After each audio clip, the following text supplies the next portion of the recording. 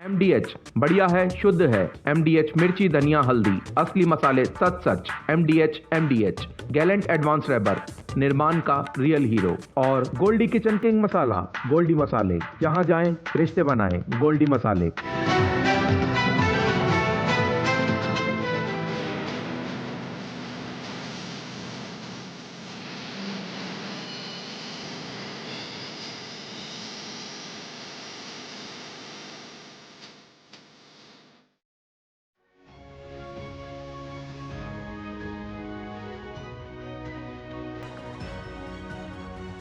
नमस्कार, रात के 8 बज गए हैं और आप डीडी न्यूज पर देख रहे हैं खबरों का prime time show news night. मैं हूं आपके साथ आरेंद्र। कल शाम 5 बजे चौथे दौर का चुनाव का एक तरीके से प्रचार अभियान थम जाएगा, लेकिन उससे पहले आज दिन भर धुआंधार चुनाव प्रचार देखने को मिला। प्रधानमंत्री ने भी आज महाराष्ट्र में 2 चुनावी रैलियां की, तो हैदराबाद में भी वो जनता के बीच पहुंचे और अब से कुछ देर बाद भुवनेश्वर में भी वो एक रोड शो करते नजर आएंगे। इसके अलावा अगर बात की जाए एनडीए और इंडिया गठबंधन के तमाम स्टार प्रचारकों की, तो आज दिन भर उनका भी अलग अलग राज्यों में चुनाव प्रचार जारी रहा। लेकिन एक बड़ी खबर आज सुप्रीम कोर्ट से दोपहर में आई, जब आम आदमी पार्टी के संयोजक अरविंद केजरीवाल को सुप्रीम कोर्ट ने अंतरिम जमानत दे दी है। 1 जून तक चुनाव प्रचार में भाग लेने के लिए सुप्रीम कोर्ट ने अंतरिम जमानत दी है अरविंद केजरीवाल को, और वो अब शाम को अपने घर भी पहुंच गए। कल से वो अपनी रणनीतिक तौर पर एक प्रचार करते भी नजर आएंगे। इस खबर के अलावा तमाम बड़ी खबरों पे हमारी लगातार नजर बनी रहेगी। हम विस्तार से इन खबरों का विश्लेषण भी आपके साथ करेंगे। फिलहाल नजर डालते हैं इस वक्त की सुर्खियों पर।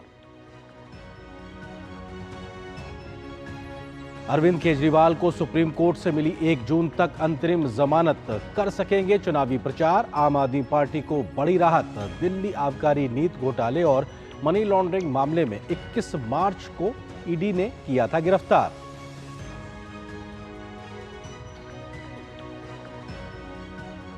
कांग्रेस नेता मणिशंकर अय्यर के बयान पर सियासी घमासान, कहा पाकिस्तान के पास है एटम बम, देनी चाहिए इज्जत। भाजपा का पलटवार, कहा कांग्रेस की नीयत और नीति बताता है बयान। अमित शाह ने कहा एटम बम से डराने वाले इंडी के नेता क्यों नहीं उठाते पीओके का मुद्दा।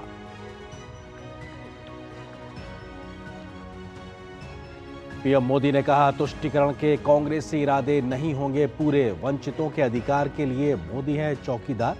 नंदुरबार की चुनावी रैली में शिवसेना के उद्धव गुट को प्रधानमंत्री ने बताया नकली, कहा गरीबों से नफरत करने वाले मुझे जिंदा गाड़ने की करते हैं बात। प्रधानमंत्री का पलटवार, कहा वोट बैंक के लिए कांग्रेस अपनाती है विभाजनकारी नीति। हैदराबाद की रैली में कहा आइडिया ऑफ इंडिया देश की हजारों साल पुरानी संस्कृति का है प्रतिबिंब, पूरे विश्व को भारत मानता है परिवार, जनसेवा परम धर्म।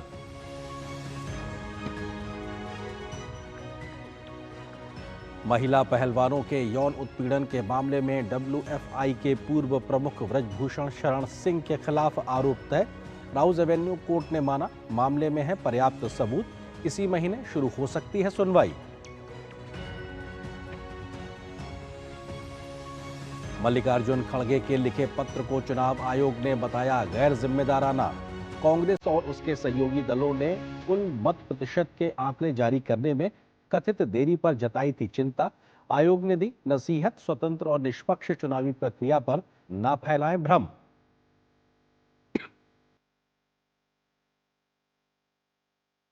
अखिलेश यादव के प्रचार में कन्नौज पहुंचे राहुल गांधी। 7 साल बाद दोनों चुनावी मंच पर आए एक साथ नजर। राहुल गांधी ने दोहराया भाजपा सत्ता में आई तो खतरे में पड़ जाएगा संविधान। अखिलेश ने जताया विश्वास, भाजपा हार से 4 कदम दूर।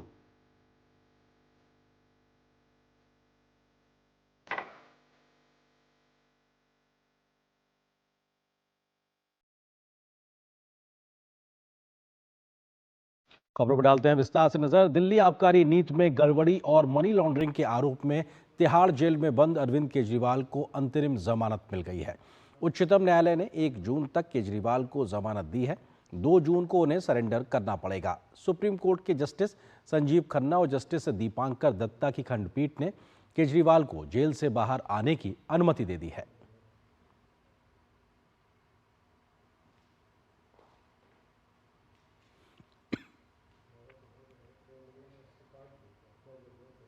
कोर्ट ने कहा कि अरविंद केजरीवाल जी को 20 दिन के लिए इंटरिम बेल दी जा रही है 2 जून तक, और कोई कैंपेनिंग के ऊपर कोई रिस्ट्रिक्शन नहीं है, वो क्या कह सकते हैं या क्या नहीं कह सकते हैं उस पर कोई रिस्ट्रिक्शन इंपोज नहीं की गई है। ओरली ऑर्डर में और कोई कंडीशन नहीं है। तो अरविंद केजरीवाल के वकील शहदान को आप सुन रहे थे। केजरीवाल को 20 दिनों के लिए मिली जमानत दिल्ली और पंजाब के मतदान से पहले आम आदमी पार्टी के कार्यकर्ताओं में जोश भरने का काम करेगी। 25 मई को दिल्ली की 7 लोकसभा सीटों के लिए मतदान होना है, जबकि पंजाब की 13 लोकसभा सीटों के लिए 1 जून को वोटिंग होनी है। पार्टी के नेताओं ने इसे अभूतपूर्व बताया है और विश्वास जताया है कि चुनाव प्रचार में इससे गति मिलेगी। आज सर्वोच्च न्यायालय ने इस देश से मोहब्बत करने वाले, संविधान से मोहब्बत करने वाले, लोकतंत्र से मोहब्बत करने वाले के दिलों में एक उम्मीद की किरण जगाई है। हम पूरे दिल्ली के लोगों की तरफ से, देश के संविधान प्रेमियों की तरफ से, पूरी पार्टी की तरफ से सर्वोच्च न्यायालय का धन्यवाद करना चाहते हैं। दिल्ली के मुख्यमंत्री अरविंद केजरीवाल को अंतरिम बेल दे करके एक उजाले की रोशनी जलाई है। तो उजाला का रोशनी एक तरीके से नजर आ रहा है आम आदमी पार्टी को। तो वहीं इंडिया गठबंधन में शामिल दलों ने अरविंद केजरीवाल की अंतरिम जमानत का स्वागत किया है। आम आदमी पार्टी के सहयोगी दलों में शामिल ममता बनर्जी, CPIM, कांग्रेस, VRS सभी ने कोर्ट द्वारा बेल दिए जाने का स्वागत किया है। कोर्ट का सहारा लेकर सभी दल भाजपा पर सियासी वार करने से भी नहीं चूक रहे हैं। किसी ने इसे लोकतंत्र की जीत करार दिया है, तो किसी ने इसे अंधेरे में उजाले की एक किरण के तौर पर बताया है। माननीय सर्वोच्च न्यायालय द्वारा जो राहत आज श्री अरविंद केजरीवाल को मिली, हम उसका स्वागत करते हैं। भाजपा ने पूरे मामले पर प्रतिक्रिया दी है। पार्टी ने कहा है कि अरविंद केजरीवाल को सिर्फ अंतरिम जमानत मिली है। अरविंद केजरीवाल को अभी भी आरोपों के जवाब देने हैं।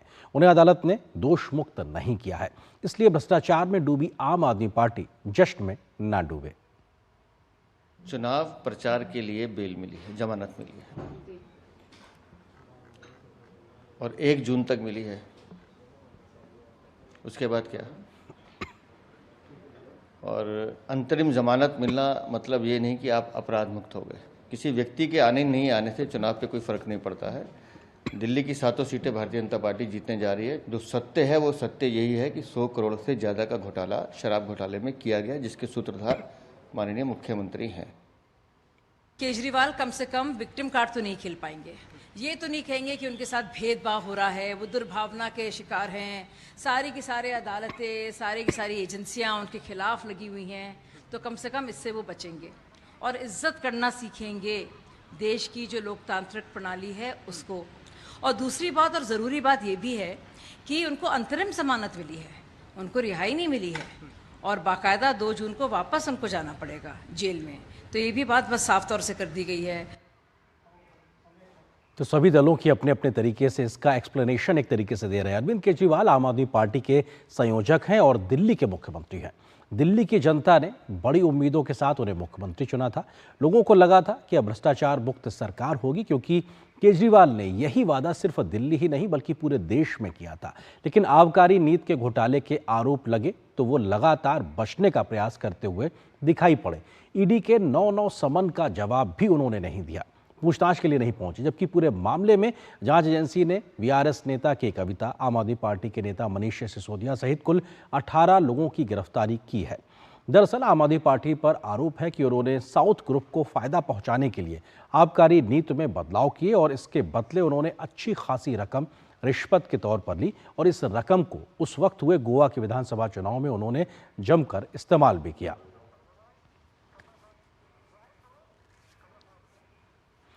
और चुनावी सरगर्मी के बीच कांग्रेस नेताओं के देश विरोधी बयानों के सियासी तापमान बढ़ा दिया है। अब सोशल मीडिया पर वायरल हो रहे कांग्रेस नेता मणिशंकर अय्यर के एक विवादित बयान ने कांग्रेस के लिए नई मुसीबत खड़ी कर दी है।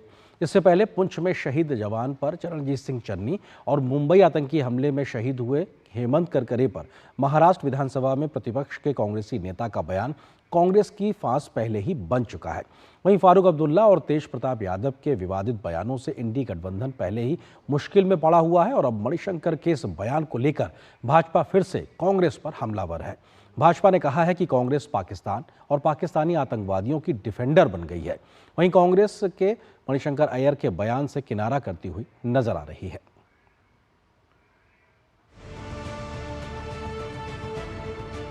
गांधी परिवार के करीबी सैम पित्रोदा की रंगभेदी और नस्लीय टिप्पणी पर बवाल थमता, उससे पहले ही कांग्रेसी दिग्गज मणिशंकर अय्यर के वायरल वीडियो ने पार्टी को फिर से बैकफुट पर ला दिया है। वीडियो में मणिशंकर अय्यर न सिर्फ पाकिस्तान की पैरवी करते नजर आ रहे हैं, बल्कि ये भी कह रहे हैं कि पाकिस्तान को सम्मान देना चाहिए क्योंकि उसके पास परमाणु बम है। उनके एटम बम है। हाँ, ये भी है। हाँ, हमारे पास है, लेकिन किसी पागल ने हमारे बम को लाहौर स्टेशन में फूटा तो 8 सेकंड के 8 पल के अंदर उसकी जो रेडियो एक्टिविटी है वो अमृतसर पहुंचेगी। मस्कुलर पॉलिसी, यदि आपके मसल्स हों और उनके मसल्स ना हों, मैंने अभी आपको बता दिया है वो जो हकीकत हम सबको पता है कि मसल्स उनके कहूटा में पड़े हुए हैं। ये भी है। और कहीं गलत फहमी फैल जाए तो तब दिक्कत में पड़ेंगे। केंद्रीय गृह मंत्री अमित शाह झारखंड में खूंटी की जनसभा में मणिशंकर अय्यर और फारूक अब्दुल्ला के बयान को लेकर जमकर बरसे। आज ये मणिशंकर अय्यर हमें धमकी दे रहे हैं, देश को धमकी दे रहे हैं, पाकिस्तान को सम्मान दीजिए, उनके पास एटॉमिक बॉम्ब है।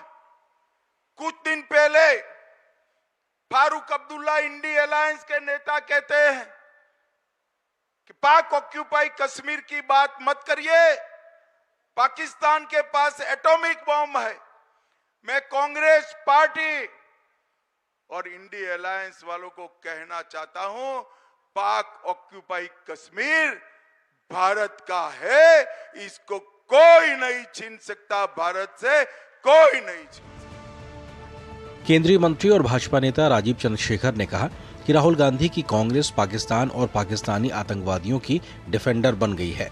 केंद्रीय मंत्री और भाजपा नेता अनुराग सिंह ठाकुर ने कहा, कांग्रेस नेता रहते तो भारत में है लेकिन उनका दिल पाकिस्तान में रहता है। केंद्रीय मंत्री गिरिराज सिंह ने कहा कि कांग्रेस को ये दोहरी नीति छोड़ देनी चाहिए।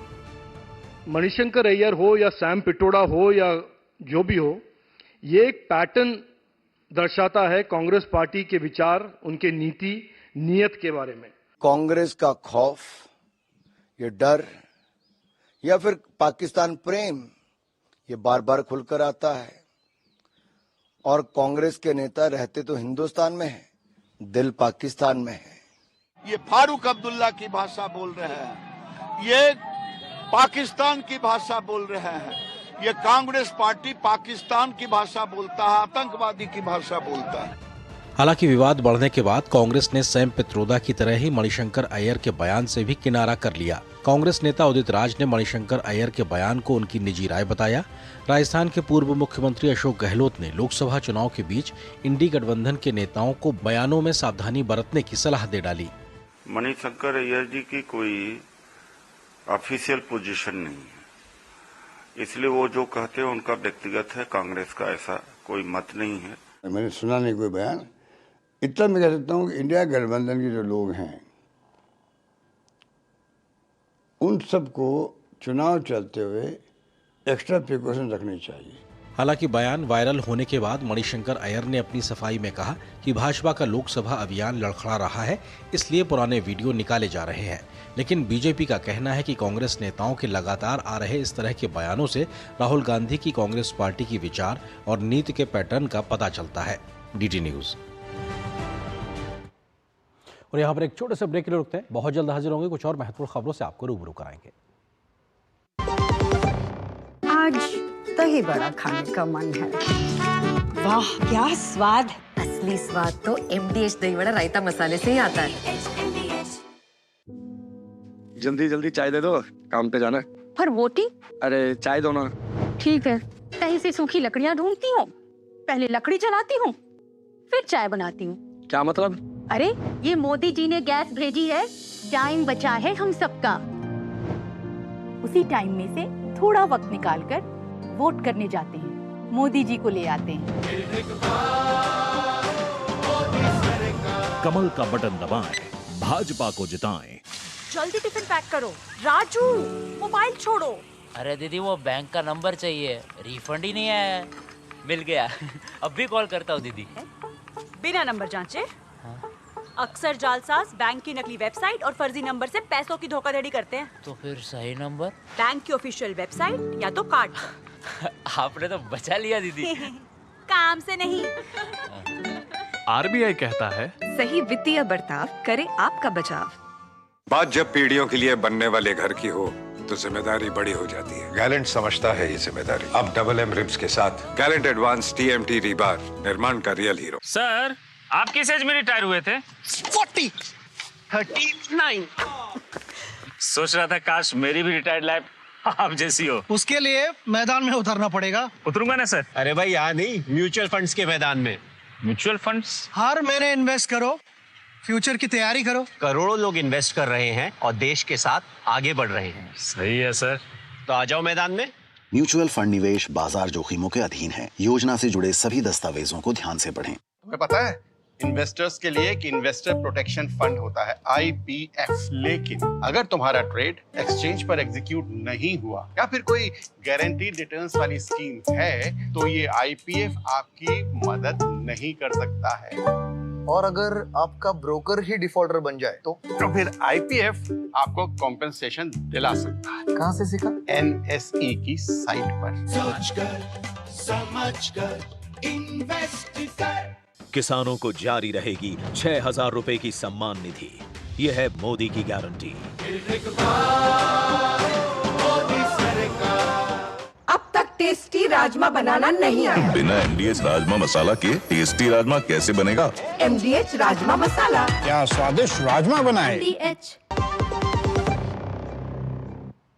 और ब्रेक के बाद रुक करते हैं कुछ और महत्वपूर्ण खबरों की ओर। शिवसेना UBT की राज्यसभा की सांसद प्रियंका चतुर्वेदी ने घाटकोपर में एक जनसभा को संबोधित करते हुए मुख्यमंत्री एकनाथ शिंदे और कल्याणी सीट से प्रत्याशी उनके बेटे श्रीकांत शिंदे के खिलाफ अभद्र बयान दिया था, जिसके बाद सियासी पलटवार शुरू हो गया। एकनाथ शिंदे ने क्या जवाब दिया, उससे पहले सुनाते हैं प्रियंका चतुर्वेदी का वो बयान जिसके ऊपर पे पलटवार किया गया है।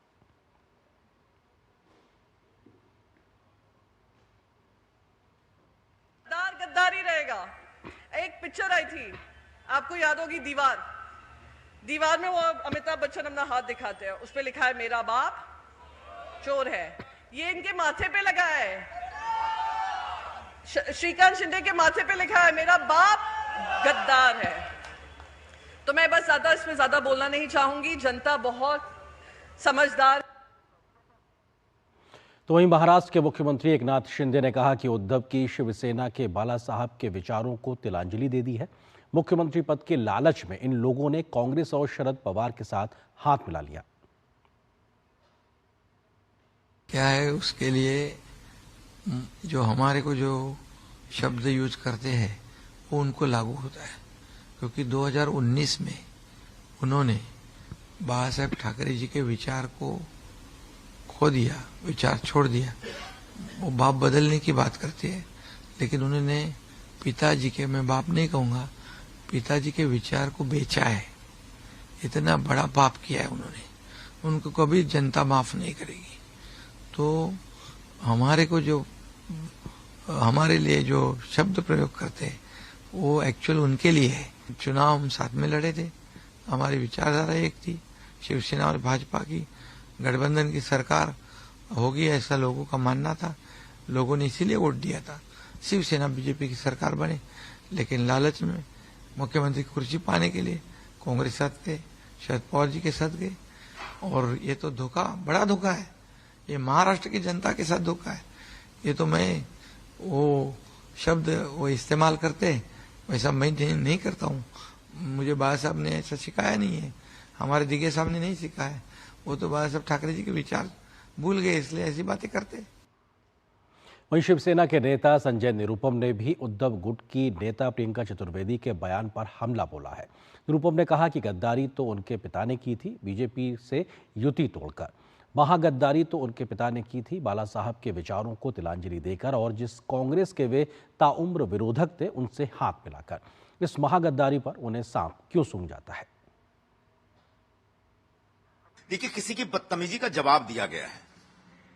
शिवसेना उबाठा की जो महिला सांसद हैं, उन्होंने कहा है कि महाराष्ट्र के माननीय मुख्यमंत्री एकनाथ शिंदे के बेटे के माथे पर लिखा होना चाहिए कि मेरा बाप गद्दार है। उनके बेटे श्रीकांत शिंदे इस समय कल्याण लोकसभा क्षेत्र से महायुति के उम्मीदवार हैं। मैं उनको जवाब देना चाहता हूं कि गद्दारी तो दरअसल उबाठा ने की है। उद्धव ठाकरे जी ने गद्दारी की। उन्होंने वोटर के साथ गद्दारी की, उन्होंने बीजेपी के साथ गद्दारी की और उन्होंने बाला साहब ठाकरे के साथ गद्दारी की है। बाला साहब जी ने कभी भी नहीं कहा था कि कांग्रेस के साथ जाना चाहिए। बाला साहब कहते थे कि कांग्रेस के साथ जाने से पहले मैं शिवसेना बंद कर दूंगा।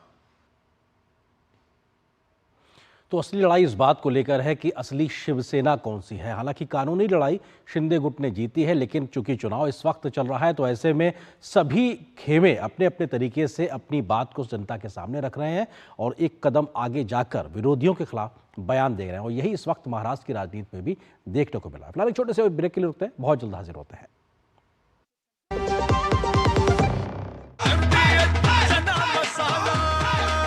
अब छोलिया हो या लोबिया, सफेद चने या काले चने, सब कुछ मजेदार बने। सबका अपने घर का सपना होगा पूरा, ये है मोदी की गारंटी।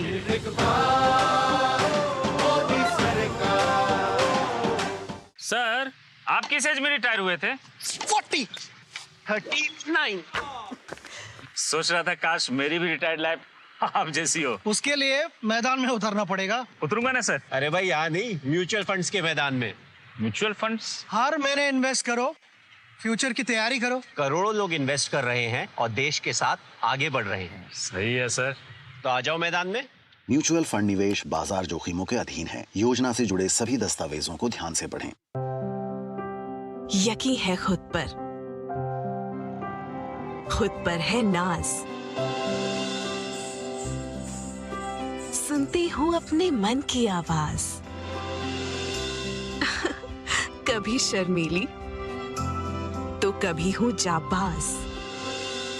रुकना मेरी आदत नहीं, थमना मेरी चाहत नहीं।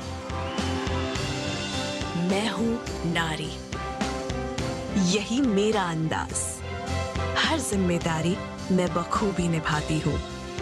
वोट दे, प्राउड वोटर कहलाऊंगी। पूरे देश संग चुनाव का पर्व मनाऊंगी। स्वाद से सबको दीवाना कर दे, दीवाना कर दे। पता का चाय, गजब का स्वाद। पॉलिसी बाजार से टर्म लाइफ इंश्योरेंस लेने के कुछ साल बाद मेरी वाइफ को कैंसर डायग्नोस हुआ और वो नहीं रही। उनकी कमी तो पूरी नहीं हो सकती और टर्म लाइफ इंश्योरेंस के पैसे से बच्चों की फ्यूचर की चिंता नहीं रही। पॉलिसी बाजार ने क्लेम दिलाने में बहुत सपोर्ट किया। पॉलिसी बाजार पे 1 करोड़ का टर्म लाइफ इंश्योरेंस सिर्फ 470 रुपए महीने से शुरू। 7 बज गए, एक दिन जल्दी उठाने को बोला था, फिर भी। कहाँ जाना है सुबह सुबह? वोट डालने जाना है अम्मा। हाँ तो आराम से चली जाना, भागी क्यों जा रही है? भागते तो हम पहले थे, भोर 4 बजे खेत में। अब जिस व्यक्ति ने हमें हमारे घर पर इज्जत घर बनवा के हमें सुरक्षा दी है, उसे वोट देने तो भाग कर ही जाएंगे ना। जिसकी गारंटी ने जिंदगी संवारी, उसको वोट देने की गारंटी हमारी। कमल का बटन दबाएं, भाजपा को जिताएं। पाव भाजी को फेवरेट बनाता है MDH पाव भाजी मसाला। MDH पाव भाजी मसाला। MDH बनाए पाव भाजी लाजवाब।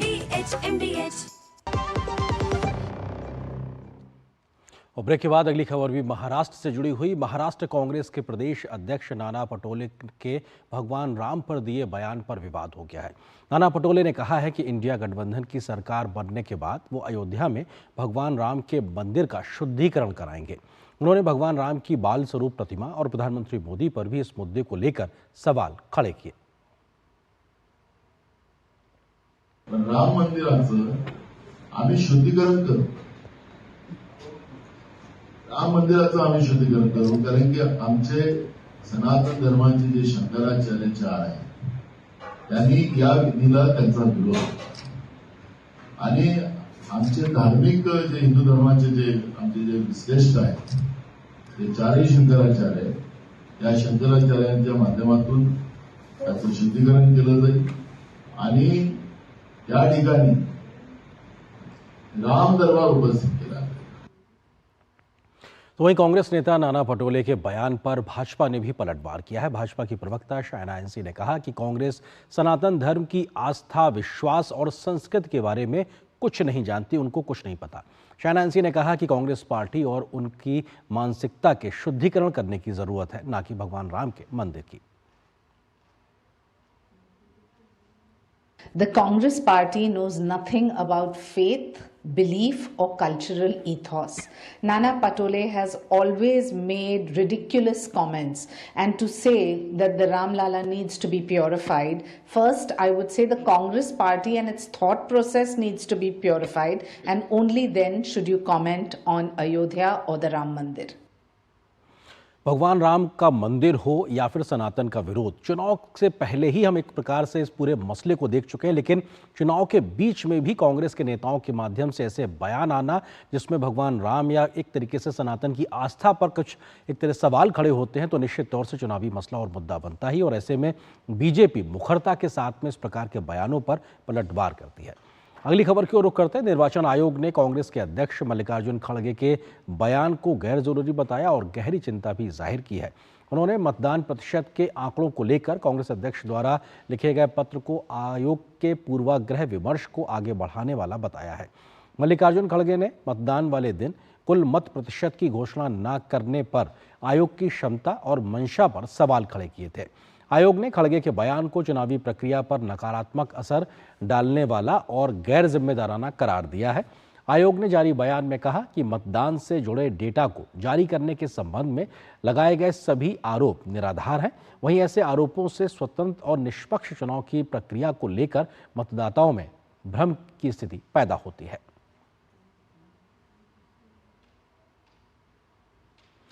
भाजपा के नेता ब्रजभूषण शरण सिंह पर महिला पहलवानों के यौन शोषण के मामले में आरोप तय हो गए हैं। दिल्ली की राउज एवेन्यू कोर्ट ने आरोप तय किए हैं। 5 महिला पहलवानों के साथ यौन उत्पीड़न के मामले में अदालत ने ये आरोप आज तय किए। उन पर महिला की गरिमा को ठेस पहुंचाने का भी आरोप लगाया गया है। कोर्ट को ब्रजभूषण शरण सिंह के खिलाफ आरोप तय करने के लिए पर्याप्त सामग्री नजर आ रही है। कोर्ट ने धारा 354 और 354A के तहत आरोप तय किए थे।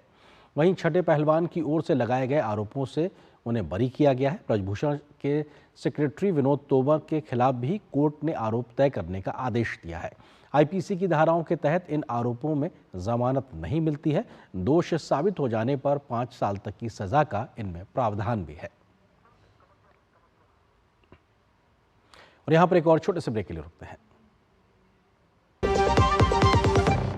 जीरा से प्यास बुझाए, डाइजेशन के लिए मस्त, शरीर में नमक पानी का बैलेंस बनाए।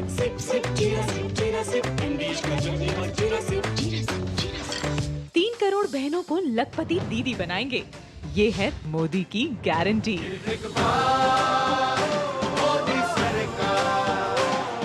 शुक्ला बता रहा था आपके बाबूजी ने जायदाद का कुछ हिस्सा नौकर के नाम कर दिया। अब नौकर हर काम अपना घर समझ के करेगा। समरकूल, जो हर दिल करे कबूल। काफी टैलेंटेड है आपकी बेटी। सर बड़ी होकर इंडिया के लिए खेलना चाहती है। उसके फ्यूचर के लिए अभी से मैंने सेविंग भी स्टार्ट कर दी है। फ्यूचर की बात है तो सिर्फ उसे नहीं, आपको भी मैदान में उतरना पड़ेगा। मुझे? इनका मतलब है म्यूचुअल फंड्स के मैदान में। सिर्फ सेविंग्स नहीं, हर महीने म्यूचुअल फंड्स में भी इन्वेस्ट कीजिए। वरना आपकी बेटी तो बड़ी होगी, पर उसके लिए सेव किए हुए पैसे शायद उतने ही रह जाएंगे। सही है सर। म्यूचुअल फंड निवेश बाजार जोखिमों के अधीन है। योजना से जुड़े सभी दस्तावेजों को ध्यान से पढ़ें। बात जब पीढ़ियों के लिए बनने वाले घर की हो तो जिम्मेदारी बड़ी हो जाती है। गैलेंट समझता है ये जिम्मेदारी। अब डबल एम रिब्स के साथ गैलेंट एडवांस TMT रीबार, निर्माण का रियल हीरो। बेटा कहता है पापा बीमा ले लिया होता तो आज हो जाता ऑपरेशन। अब हमें कौन बीमा देगा 70 के बाद? तुम लोगों ने सुना नहीं, 70 साल से ऊपर के सभी वरिष्ठ नागरिकों को 5 लाख तक का इलाज मुफ्त में मिल गया, समझो। बस वोट के दिन पोलिंग बूथ पे जाओ और कमल का बटन दबाओ, मोदी को फिर से लाओ। कमल का बटन दबाएं, भाजपा को जिताएं। गोल्डी छोले मसाले, जहाँ जाएं रिश्ते बनाएं। जहाँ जाए रिश्ते बनाए, गोल्डी मसाले। चौथे चरण के लिए कल शाम को लोकसभा चुनाव के प्रचार थम जाएगा। उससे पहले आज दिन भर धुआंधार रैलियों और प्रचार का दौर देखने को मिला। प्रधानमंत्री आज महाराष्ट्र और तेलंगाना पहुंचे तो उन्होंने 3 चुनावी रैलियों को संबोधित किया। वो कांग्रेस सहित इंडिया गठबंधन के अपने विपक्षी दलों पर जमकर हमलावर नजर आए। उन्होंने किस प्रकार से कहा कि आरक्षण का मामला हो या संविधान का मामला हो, सभी पर एक तरीके से भ्रम फैलाने की कोशिश की जा रही है। प्रधानमंत्री ने इस बात पर सवाल खड़े किए। उन्होंने सैम पित्रोदा, जो कि कांग्रेस के नेता है, उनके आइडिया ऑफ इंडिया के बयान को लेकर भी कांग्रेस की मानसिकता पर गंभीर सवाल पूछे हैं।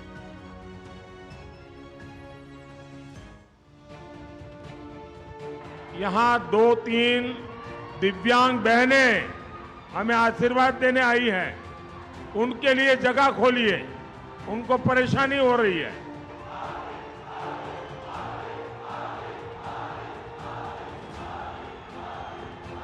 मैं तब तक आगे भाषण नहीं करूंगा जब तक इन बहनों की व्यवस्था नहीं होती है। मैं इन बहनों की तकलीफ नहीं देख सकता हूं।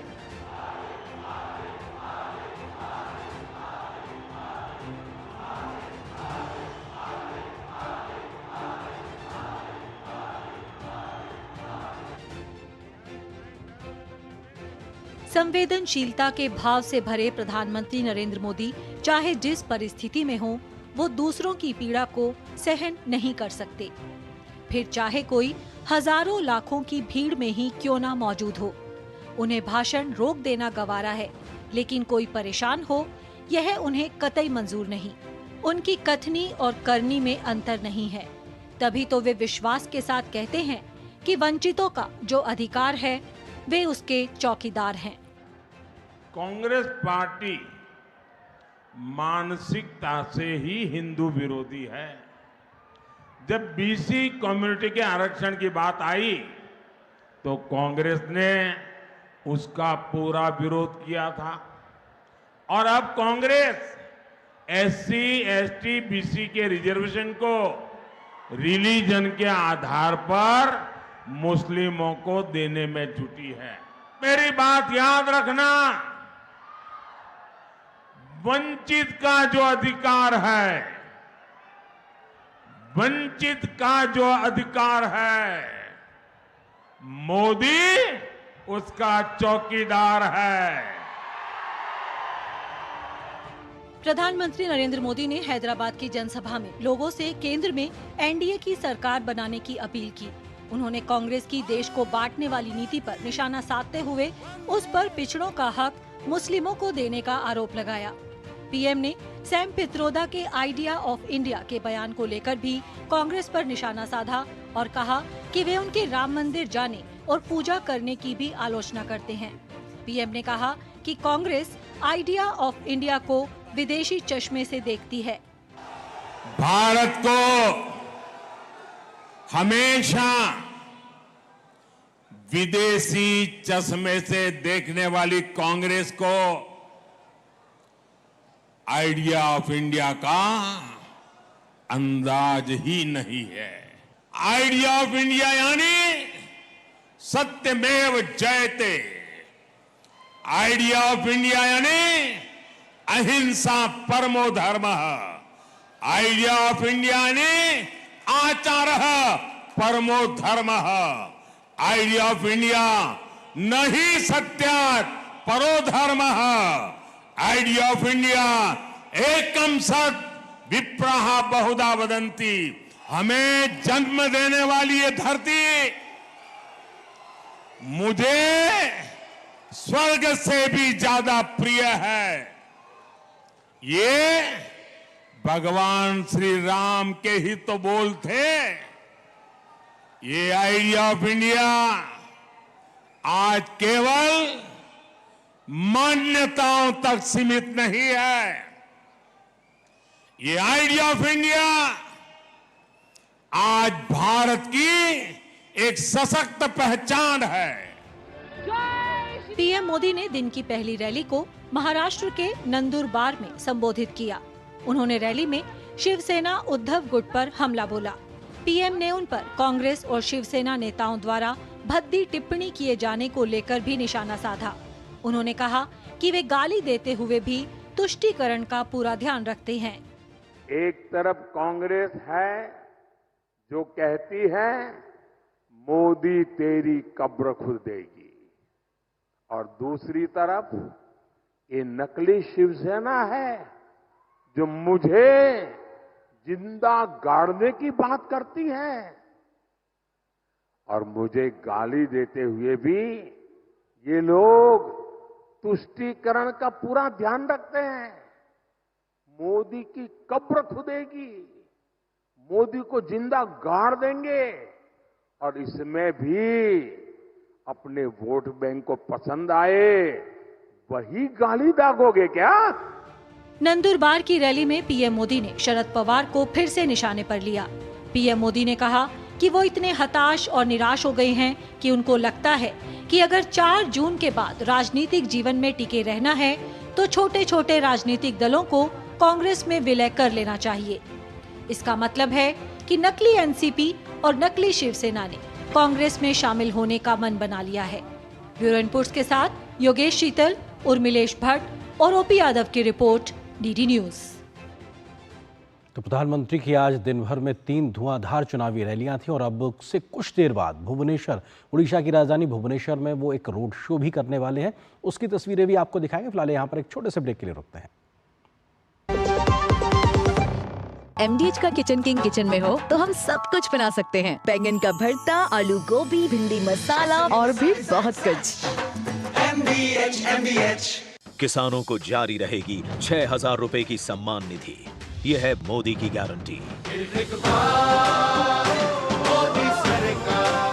सर, आप किस एज में रिटायर हुए थे? 39। सोच रहा था काश मेरी भी रिटायर्ड लाइफ आप जैसी हो। उसके लिए मैदान में उतरना पड़ेगा। उतरूंगा ना सर। अरे भाई यहाँ नहीं, म्यूचुअल फंड्स के मैदान में। Mutual funds? हर महीने इन्वेस्ट करो, फ्यूचर की तैयारी करो। करोड़ों लोग इन्वेस्ट कर रहे हैं और देश के साथ आगे बढ़ रहे हैं। सही है सर। तो आ जाओ मैदान में। म्यूचुअल फंड निवेश बाजार जोखिमों के अधीन है। योजना से जुड़े सभी दस्तावेजों को ध्यान से पढ़ें। Delivery boy has picked your order. अरे भाई पता है भूख लगी है। 30 मिनट का मैसेज नोटिफिकेशन आया था ना। मैसेज के सारे थोड़ी बैठ सकते हैं। कल आपने कुछ शेयर्स बेचे थे ना? हाँ, तो चेक किया? मैसेज आया तो था। सिर्फ मैसेज काफी नहीं है। आप शेयर मार्केट में कोई भी ट्रांजैक्शन करते हैं ना, तो स्टॉक एक्सचेंज से आए SMS या ईमेल को अपने डीमैट अकाउंट और बैंक स्टेटमेंट के साथ भी टैली कीजिए। बेटा भूख में ना दिमाग बंद हो जाता है। सोच कर, समझ कर, इन्वेस्ट कर। राम भाई साहब, चले क्या? अरे कल शादी है, हम वोट डालने नहीं जा सकते भैया।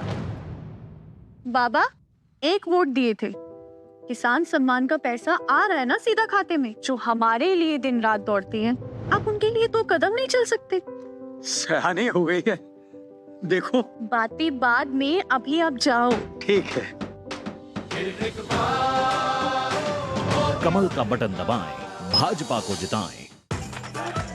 मैं क्या जी, सब जानते हैं, जहां दिखे मारियो, अपना समझ के खा लियो। स्वाद से सबको दीवाना कर दे, दीवाना कर दे। पता का चाय, गजब का स्वाद। जारी रहेगी भ्रष्टाचार के खिलाफ जीरो टॉलरेंस की नीति। ये है मोदी की गारंटी।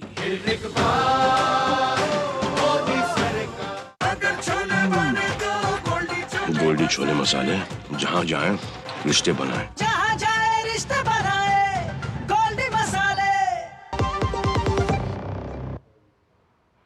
साल 2017 में उत्तर प्रदेश में उस वक्त हुए विधानसभा के चुनाव के समय कांग्रेस और समाजवादी पार्टी का गठबंधन हुआ था, लेकिन उन्हें उत्तर प्रदेश में इसका फायदा नहीं मिला था। 2024 में इंडिया गठबंधन के तहत एक बार फिर से कांग्रेस और समाजवादी पार्टी उत्तर प्रदेश में मिलकर चुनाव लड़ रहे हैं। ऐसे में 7 साल के बाद आज पहली बार राहुल गांधी और अखिलेश यादव एक बार फिर से एक साथ एक मंच पे नजर आए।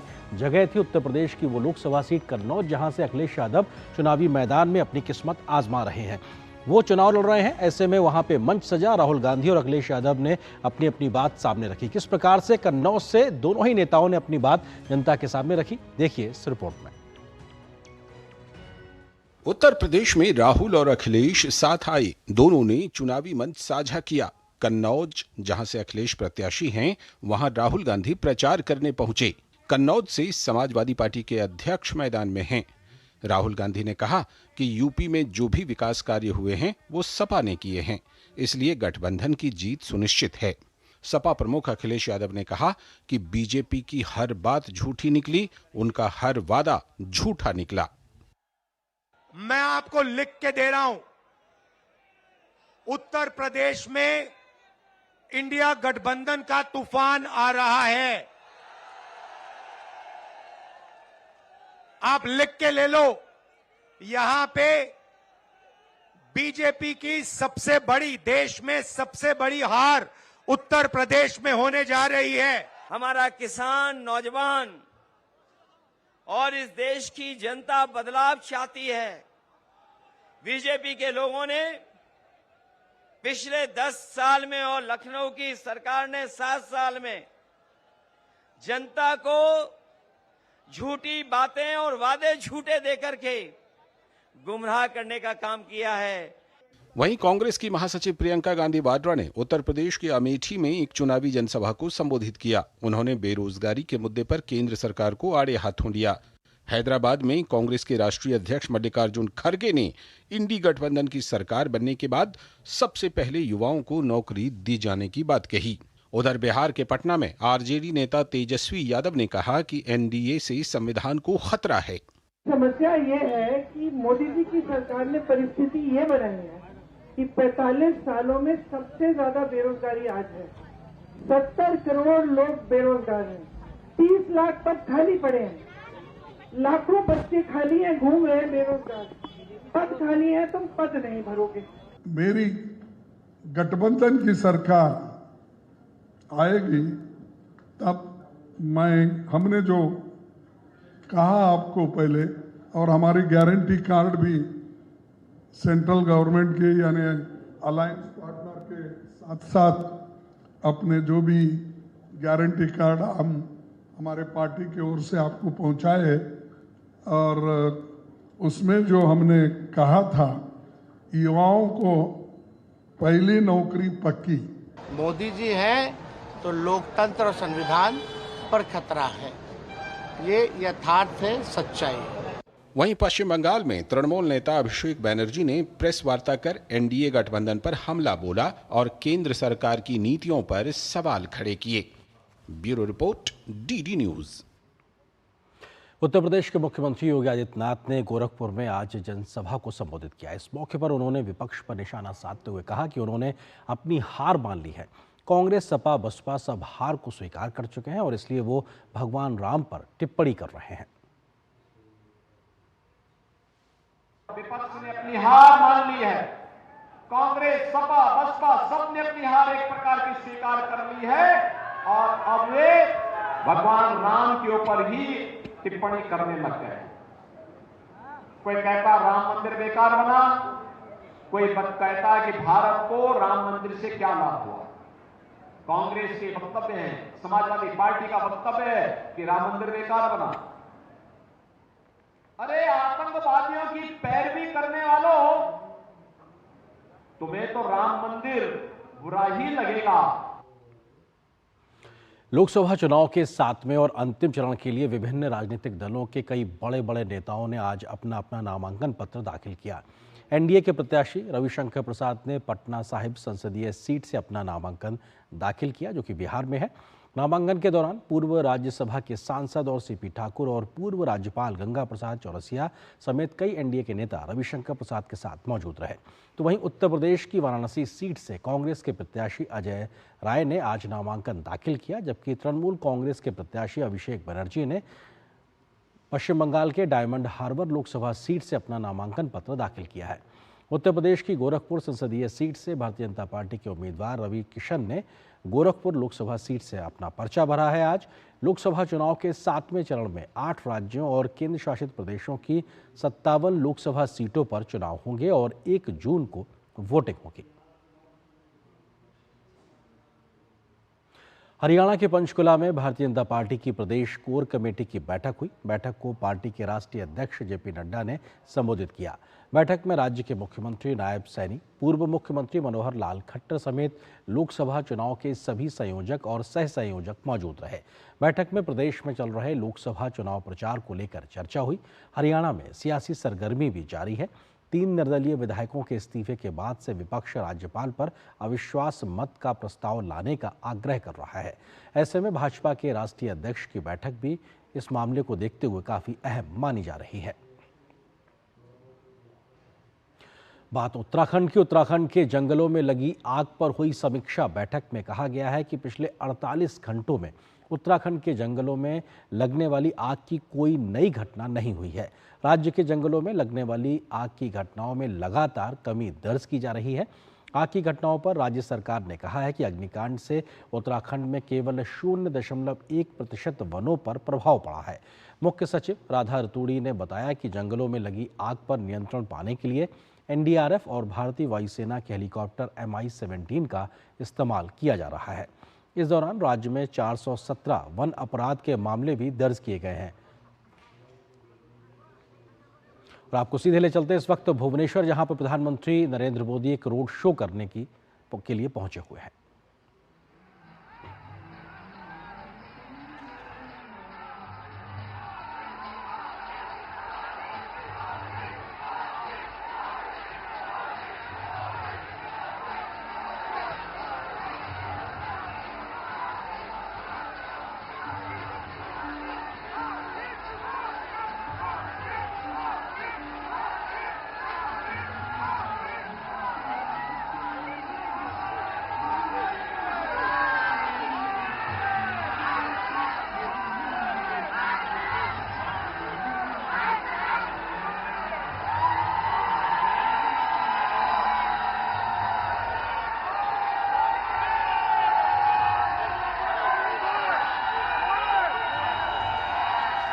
तो आप देख रहे हैं सीधी तस्वीरें इस वक्त भुवनेश्वर से, जहां पर प्रधानमंत्री नरेंद्र मोदी पहुंचे हुए हैं रोड शो करने के लिए।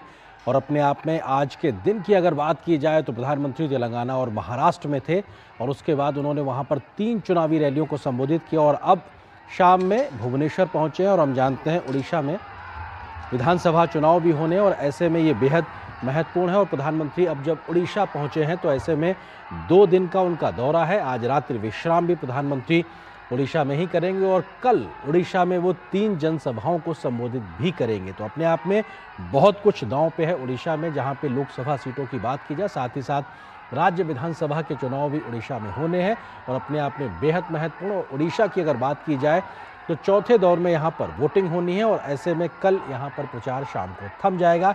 उससे पहले प्रधानमंत्री का धुआंधार प्रचार की ये तस्वीरें और ये बड़ी संख्या में लोग पहुंचे हुए हैं भुवनेश्वर में प्रधानमंत्री नरेंद्र मोदी को देखने के लिए। जनपद से वाणी विहार चौक तक करीब 2.5 किलोमीटर की दूरी प्रधानमंत्री रोड शो के माध्यम से तय करेंगे। हजारों लाखों की संख्या में लोगों के वहां पहुंचकर प्रधानमंत्री को देखने की जानकारी भी अपने आप में सामने निकल के आ रही है। और प्रधानमंत्री कल कंधमाल, बालांगीर और बरगढ़ में 3 विजय संकल्प रैलियों को संबोधित करेंगे। सड़क के दोनों ओर बड़ी संख्या में लोग मौजूद हैं। बीजेपी के झंडे उनके हाथों में, सभी के हाथ में मोबाइल, क्योंकि इस तस्वीरों को कैद करने की उत्सुकता नजर आ रही है। विशेष गाड़ी पे एक तरीके से प्रधानमंत्री मौजूद हैं। उनके साथ में राज्य के तमाम बड़े नेता भी साथ में मौजूद हैं जो कि रोड शो का शिरकत कर रहे हैं। और प्रधानमंत्री के साथ में हम देख सकते हैं, क्योंकि उड़ीसा की अगर बात की जाए तो पिछले आम चुनावों में उड़ीसा में लगातार बीजेपी का प्रदर्शन बेहतर होता रहा है, लेकिन और बेहतर करने के लिए, राज्य की सियासत में और ज़मीनी पकड़ को मजबूत करने के लिए प्रधानमंत्री खुद बीजेपी और एनडीए की ओर से, ये देखिए पुष्प वर्षा साफ तौर से दिखाई पड़ी प्रधानमंत्री के स्वागत के लिए। किस प्रकार से पलक पावड़े बिछाए बैठे हुए लोग हैं, पुष्प वर्षा कर रहे हैं। और कई इस पूरे 2.5 किलोमीटर के इस रोड शो में कई ऐसे मंच भी तैयार किए गए हैं जहां पर विशेष तौर पर उड़ीसा की सांस्कृतिक धरोहर और विरासत को एक तरीके से वहां पर उसका प्रदर्शन किया जा रहा है। बड़ी संख्या में बीजेपी के लोग और आम लोग पहुंचे हुए हैं प्रधानमंत्री की एक झलक को देखने के लिए। प्रधानमंत्री का यह पूरा काफिला यहां से गुजरता हुआ और सड़क के दोनों किनारों पर हजारों की संख्या में, या कहा जाए कुछ लाख लोग के पहुंचने की जानकारी अपने आप में मिल रही है। और अपने आप में हमारे सहयोगी आशुतोष मिश्रा जुड़ गए हैं जो कि भुवनेश्वर से हमारे साथ इस वक्त मौजूद हैं। आशुतोष, अगर बात की जाए तो इस रोड शो की खासियत क्या है? लगभग 2.5 किलोमीटर का सफर प्रधानमंत्री तय करने वाले हैं? कौन कौन सी मुख्य जगहें होंगी और कितनी बड़ी संख्या में लोग पहुंचे हैं आशुतोष? बहुत बड़ी संख्या में लोग प्रधानमंत्री का स्वागत कर रहे हैं और जिस रास्ते पे ये रोड शो हो रहा है, ये भुवनेश्वर का मुख्य मार्ग है, राजधानी का सबसे बड़ा मुख्य मार्ग, इसको राजपथ कहते हैं, राजपथ जनपथ कहते हैं। जनपथ पर ये रोड शो हो रहा है और ये करीब 2.5 किलोमीटर का रास्ता है। सड़क के दोनों ओर लोग बड़े उत्साह के साथ जमा हुए हैं, प्रधानमंत्री पर फूलों की वर्षा कर रहे हैं, उनके कटआउट जगह जगह लगे हुए हैं और दूसरे सांस्कृतिक चिन्ह जो है उड़ीसा के वो लगे हुए हैं। प्रधानमंत्री लोग हाथ हिला के लोगों का अभिवादन कर रहे हैं, लोगों का अभिवादन स्वीकार कर रहे हैं। लोगों में बहुत उत्साह है। लोग जो है 6 बजे से ही, करीब 6 बजे के पास से ही, उनको मालूम था कि प्रधानमंत्री 8 साढ़े 8 बजे के आसपास आएंगे, लेकिन 6 बजे से ही जनपद पे भीड़ जमनी शुरू हो गई थी। पूरा वो जो 2.5 किलोमीटर का रास्ता जो है, 2.5 किलोमीटर का रास्ता, इसके दोनों तरफ लोग जमा हुए थे और जैसे जैसे प्रधानमंत्री के पहुंचने की सूचना लोगों के पास आने लगी या पहुंचने लगी, वैसे वैसे भीड़ बढ़ती गई। अभी भीड़ एकदम सैलाब उमड़ा हुआ है, प्रधानमंत्री का चारों तरफ से स्वागत हो रहा है, बहुत ही उत्साह है लोगों। बिल्कुल आशुतोष, आप जो बात का जिक्र कर रहे हैं, जनपद से वाणी विहार चौक तक करीब 2.5 किलोमीटर का ये रास्ता, जहां पर बड़ी संख्या में लोग प्रधानमंत्री को देखने के लिए पहुंचे हैं और ऐसे में 10 से ज्यादा ऐसे स्थान हैं जहां पर बड़े बड़े आइकन्स लगाए गए हैं और एक तरीके से कह सकते हैं मंच बनाए गए हैं और इस पूरे रास्ते पर बड़ी संख्या में न सिर्फ लोग मौजूद हैं बल्कि उड़ीसा की सांस्कृतिक विरासत और धरोहर का एक तरीके से प्रदर्शित भी किया जा रहा है। बीएमसी कार्यालय हो या आईडीबीआई स्क्वायर हो, रूपाली चौराहा हो, सत्यनगर जैसे तमाम जो प्रसिद्ध रास्ते बीच में पड़ेंगे, वहाँ पर एक कला को स्थापित करते हैं। और ये जो दृश्य आप देख रहे हैं यहाँ पे पारंपरिक एक तरीके से नृत्य कह लीजिए या एक तरीके से पूरी जो विरासत है उड़ीसा की वो यहाँ पे दिखाई पड़ रही है और जो राज्य के बड़े आइकन्स हैं उनको भी प्रदर्शित किया जा रहा है। आशुतोष, हम तस्वीरों में देख पा रहे हैं, आप भी इस बात को देख पा रहे होंगे और ये जो तस्वीर इस वक्त हम देख रहे हैं जहाँ पे पारंपरिक वेशभूषा में राज्य की विरासत को प्रदर्शित करते हुए लोग, ये भी अपने आप में हमारी एक भारत श्रेष्ठ भारत की धरोहर को साफ तौर से दिखाता है आशुतोष। बिल्कुल बिल्कुल, भारत की धरोहर, उड़ीसा की सांस्कृतिक धरोहर जो है, इतना ही नहीं, वो जो चिन्ह लगाए गए हैं, कटआउट लगाए गए हैं जो कि सांस्कृतिक विरासत को दिखाते हैं, वो तो अपनी जगह। महिलाएं जो उनके स्वागत के लिए इकट्ठा हुई हैं, महिलाएं बड़ी संख्या में, वो पारंपरिक साड़ी पहने हुए हैं, कहीं संबलपुरी साड़ी पहने हुए हैं और दूसरी साड़ियां जो है या दूसरी वेशभूषा जो है, जो पारंपरिक वेशभूषा है, उस वेशभूषा में मौजूद है उनका स्वागत करने के लिए। और एक जगह तो मैंने देखा कि एक चित्रकार जो है प्रधानमंत्री का चित्र जो है उनका पोर्ट्रेट बना रहे थे। तो लोगों में बहुत ही उत्साह है और उड़ीसा की सांस्कृतिक विरासत जो है, उड़ीसा की विरासत, वो प्रधानमंत्री को दिखाई जाए, वो लोगों के सामने प्रदर्शित की जाए और उसको दिखाकर प्रधानमंत्री का स्वागत किया जाए, इसके लिए भरपूर तैयारी है। बिल्कुल, एक भरपूर तैयारी इन तस्वीरों के माध्यम से भी दिखाई पड़ रही है जब प्रधानमंत्री का पूरा काफिला रोड शो के माध्यम से लोगों के हुजूम के बीच से गुजरता हुआ। लोग उत्साहित हैं, प्रफुल्लित हैं इस बात को कि प्रधानमंत्री खुद उनके बीच से होकर गुजर रहे हैं और प्रधानमंत्री जन समर्थन जुटा रहे हैं। और ऐसे में उड़ीसा में जब लोकसभा के चुनाव के साथ साथ विधानसभा चुनाव हो रहे हैं तो ऐसे में आज और कल का दिन बेहद महत्वपूर्ण, क्योंकि कल शाम प्रचार थम जाएगा उड़ीसा में। उससे पहले जनता के बीच में पहुंचकर जन समर्थन हासिल करना ये दिखाता है कि कैसे बहुत प्रचार में तरीके से जान फूंकते हुए ज़मीन पर उतर कर उड़ीसा में प्रधानमंत्री मोदी, और जिस बात का जिक्र हमारे सहयोगी आशुतोष मिश्रा कर रहे थे, भुवनेश्वर में वो मौजूद हैं। उन्होंने कहा कि वो लगातार देख रहे हैं कि बड़ी संख्या में लोग पारंपरिक वेशभूषा में पहुंचे हुए हैं। बहुत से जगह ऐसे आइकन्स के पोस्टर्स लगाए गए हैं, मंच सजाए गए हैं जहां पर लोग पारंपरिक वेशभूषा में पहुंचे हैं। तो लोक नृत्य और वाद्य जो यंत्र है उनका भी एक तरीके से एक प्रदर्शन देखने को मिलेगा आशुतोष, क्योंकि जो जानकारी निकल के आ रही थी उसमें आपने महिलाओं का भी जिक्र किया। तो महिलाएं जो पारंपरिक वेशभूषा में पहुंची हैं, पशापाला जो एक पारंपरिक साड़ी की एक विधा एक तरीके से कहलाती है, इस प्रकार की जो और परंपरागत वेशभूषा है उसमें सज धर कर महिलाएं पहुंची है। तो ये भी अपने आप में एक उत्साह आम लोगों का दिखाता है कि आज एक मौका है अपने उड़ीसा को, एक संस्कृति को दुनिया के सामने प्रस्तुत करने का। आशुतोष, बिल्कुल बिल्कुल, वो पसापल्ली साड़ी जो आप कह रहे हैं वो बहुत मशहूर साड़ी है, यहाँ की लोग हाथ से बुनते हैं और खास तौर पे ये जो पश्चिमी उड़ीसा के जो बुनकर हैं वो ऐसी साड़ियाँ तैयार करते हैं। ये साड़ियाँ देश विदेश में मशहूर हैं और ये उड़ीसा की जो सांस्कृतिक धरोहर है इसका प्रतीक है, एक प्रतीक है।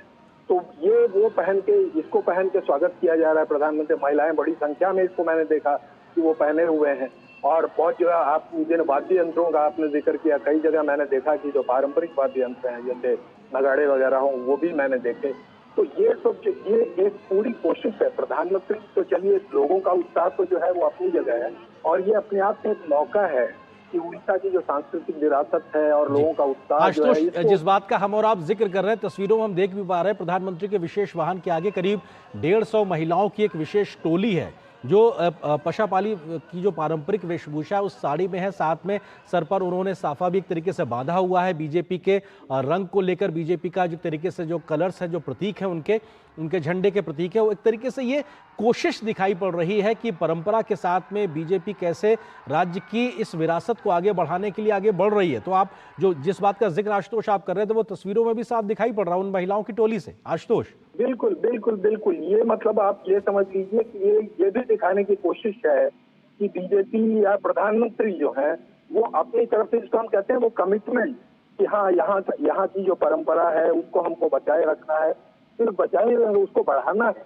और उसको दुनिया को दिखाना है, दुनिया के सामने प्रदर्शित करना है। आपको याद होगा जब G20 का सम्मेलन हो रहा था दिल्ली में, तो वहाँ कोणार्क चक्र रखा गया था जो कि ओडिशा की सांस्कृतिक विरासत का एक खास प्रतीक है। तो प्रधानमंत्री की हमेशा से ये कोशिश रही है कि वो जहाँ है वहाँ की सांस्कृतिक विरासत जो हो, वहाँ की संस्कृति जो हो, उभर कर लोगों के सामने आए और दुनिया को दिखे। यहाँ भी वही दिखाया जा रहा है। बिल्कुल, यहाँ पर भी वो दिखाई पड़ रहा है और अपने आप में उस परंपरा को आगे बढ़ाते हुए बड़ी संख्या में लोग पहुंचे हुए हैं। इसमें पुरुष हैं, महिलाएं हैं, युवा हैं, बच्चे भी हैं। मोबाइल के साथ में तस्वीरों को कैद कर लेने की एक झलक उत्सुकता साफ तौर से दिखाई पड़ रही है लोगों में, क्योंकि प्रधानमंत्री को लेकर देश भर में बहुत बड़ा एक आकर्षण है। उनके व्यक्तित्व को लेकर जिस तरह से बीते 10 वर्षों में देश को वो आगे लेकर गए हैं, तो हर कोई उनकी एक झलक पाने के लिए तत्पर नजर आता है। उस व्यक्ति ने जिसने दुनिया के मंच पर भारत के मान सम्मान को आगे बढ़ाया है, ऐसे में उस व्यक्ति के साथ अपनी एक तस्वीर हो या उनको देखने का मौका हो, कोई भी छोड़ना नहीं चाहता। और इस वक्त प्रधानमंत्री की मौजूदगी भुवनेश्वर में है। रोड शो के माध्यम से करीब 2.5 किलोमीटर का सफर वो तय करेंगे और हजारों की संख्या में लोग सड़क के किनारे अलग अलग जगहों पे मौजूद हैं। बीजेपी के झंडे नजर आ रहे हैं, जन समर्थन के लिए वो पहुंचे हुए हैं। आशुतोष, प्रधानमंत्री के साथ उनके इस विशेष वाहन पर और कौन कौन मौजूद है, जरा उसका भी जिक्र कर दीजिए। प्रधानमंत्री के साथ देखिए, बीजेपी के यहाँ राज्य के जितने भी शीर्षस्थ नेता हैं, वो मैंने राज्य के जितने शीर्षस्थ नेता हैं वो सारे के सारे मौजूद हैं। यहाँ की कैंडिडेट जो है वो मौजूद, तो ये सारे लोग, इनमें से अधिकांश लोग गए हुए थे वहाँ प्रधानमंत्री की अगवानी करने एयरपोर्ट से। वहाँ जहाँ प्रधानमंत्री आए वहाँ उन्होंने स्वागत किया, उनको साथ में ले आए। तो इस समय सारे के सारे लोग जिनको आप शीर्षस्थ नेतृत्व जो है बीजेपी का, वो वहाँ मौजूद है और प्रधानमंत्री का स्वागत प्रधानमंत्री के साथ चल रहे हैं। और लोगों में उत्साह इतना है कि इस समय नेतृत्व जो है, मतलब वो भी इस समय दरकिनार हो गया। इस समय सारा फोकस जो है सबका, वो लोग हो चाहे जो भी, सबका प्रधानमंत्री पर है। जो आपने आज जैसा आपने कहा, तो बहुत से लोग ऐसे मतलब फोटो लेने की कोशिश कर रहे हैं। प्रधानमंत्री के प्रति उनका प्रेम जो है, उनका उत्साह जो है, वो उमड़ कर सामने आ रहा है, वो दिख रहा है। जैसा आपने कहा कि मतलब उनके मन में एक छवि है प्रधानमंत्री की कि ये वो प्रधानमंत्री है जो देश को इतना आगे लेकर गए, जिन्होंने विदेशों में भारत की छवि को इतना आगे बढ़ाया। ये सारी चीजें लोगों के दिमाग में इतनी बैठी है। मैंने जैसा आपसे कहा कि 6 बजे से लोग इंतजार कर रहे थे कि कब प्रधानमंत्री पहुंचेंगे, और जब उन्होंने उनको अपने सामने पाया है तो उनका उत्साह जो है, उनके उत्साह का पारावार नहीं है, वो हर सीमा पार है। जी आशुतोष, क्योंकि आप भुवनेश्वर में मौजूद हैं, सामान्य तौर पर क्या इस सड़क पर या इस पूरे इलाके में इतनी गहमा गहमी भीड़ भाड़ या रहती है, या प्रधानमंत्री के आकर्षण को लेकर उनके प्रति लोगों का जो एक चुंबकत्व, एक तरीके से कह सकते हैं उनके व्यक्तित्व को लेकर, वो एक बड़ी वजह है कि आज हजारों हजार की संख्या में लोग पहुंचे हुए हैं प्रधानमंत्री को देखने के लिए? बिल्कुल सही आपने कहा। आमतौर पर इतनी भीड़ इस सड़क पर जब तक कि कोई उत्सव ही ना हो, ऐसी भीड़ देखने को नहीं मिलती। लेकिन आज वास्तव में उत्सव का माहौल है। प्रधानमंत्री मौजूद है, प्रधानमंत्री आए हुए, इसलिए उनको देखने के लिए ही ये ऐसी भीड़ यहाँ उमड़ी हुई है। अदरवाइज ऐसी भीड़ आमतौर पर देखने को यहाँ नहीं मिलती। और ये विहंगम दृश्य आशुतोष आप भी देख रहे हो कि किस तरीके से विहंगम दृश्य दिखाई पड़ रहा है। बड़ी संख्या में लोग प्रधानमंत्री के साथ भी चल रहे हैं और सड़क के दोनों ओर भी लोग मौजूद हैं। और जिस बात का आप जिक्र कर रहे हैं, क्योंकि आशुतोष ये भी समझना जरूरी है, देश भर में तो देश का चुनाव हो ही रहा है, लेकिन कुछ राज्यों में विधानसभा चुनाव भी हैं। ऐसे में उड़ीसा भी उनमें से एक है जहां पे एक लोकसभा चुनाव के साथ साथ विधानसभा का चुनाव हो रहा है। तो एक उत्सुकता डबल हो सकती है, लोकतंत्र के पर्व को लेकर लोगों में उत्साह डबल है। उस सब चीजों को आप कैसे देख रहे हैं, जरा उसके बारे में भी बताइए। बिल्कुल सही आपने कहा, उड़ीसा उन कुछ प्रदेशों में से है जहां लोकसभा और विधानसभा के चुनाव एक साथ हो रहे हैं। चाहिए पिछली बार भी विधानसभा और लोकसभा के चुनाव उड़ीसा में एक साथ हुए थे। तो उड़ीसा का महत्व देश के वो उन कुछ राज्यों में से है जहां दोनों चुनाव हो रहे हैं, इसलिए यहाँ लोकतंत्र का ये जो पर्व है इसका महत्व कहीं और ज्यादा बढ़ गया है। और सारे दल जो इस चुनाव में शिरकत कर रहे हैं, भाग ले रहे हैं, उनके लिए भी इस राज्य का महत्व जो है बहुत, प्रधानमंत्री लाइक करते होंगे, वो भी जानते हो, उनकी पार्टी के दूसरे नेता भी जानते हैं। तो वास्तव और इस समय मतलब उड़ीसा में जो वातावरण है, मैं तो काफी जगहों मैंने घुमा फिरा है, मैंने देखा है, क्योंकि ये दो तरह के दो चुनाव एक साथ हो रहे हैं। और लेकिन चुनाव में अगर इश्यूज को आप देखें, मामलों मुद्दों को देखें, तो वो विधानसभा का चुनाव हो चाहे लोकसभा का चुनाव हो, मुद्दे प्राय एक जैसे। और सबसे बड़ा मुद्दा है प्रधानमंत्री की इमेज, प्रधानमंत्री की छवि। तो आपने एकदम सही कहा कि क्योंकि यहाँ विधानसभा लोकसभा का चुनाव एक साथ हो रहा है, इसलिए इस राज्य के लिए या देश में इस राज्य का महत्व दूसरे राज्यों से कहीं अधिक है। और इसीलिए आज ये जो उत्साह देख रहे हैं या लोगों की भीड़ जो देख रहे हैं, एक वजह ये भी है। बिल्कुल, और ये उत्साह शायद डबल भी नजर आता है क्योंकि यहाँ दो चुनाव हैं, लोकसभा के विधानसभा के, लेकिन ये विहंगम दृश्य भी अपने आप में बहुत कुछ कहानी बयां करता है। बड़ी संख्या में लोगों की मौजूदगी, महिलाओं की वो टोली जो नाचते गाते और एक तरीके से शंखनाद करते हुए बीजेपी के पक्ष में आगे बढ़ रही है। 150 महिलाओं के आसपास की टोली जो पारंपरिक पशापाली जो साड़ी है उसमें मौजूद है, सर पर उन्होंने बीजेपी का साफा है, हाथ में बीजेपी के लिए समर्थन के लिए झंडा है, और ऐसे में वो आगे महिलाओं की एक टोली है।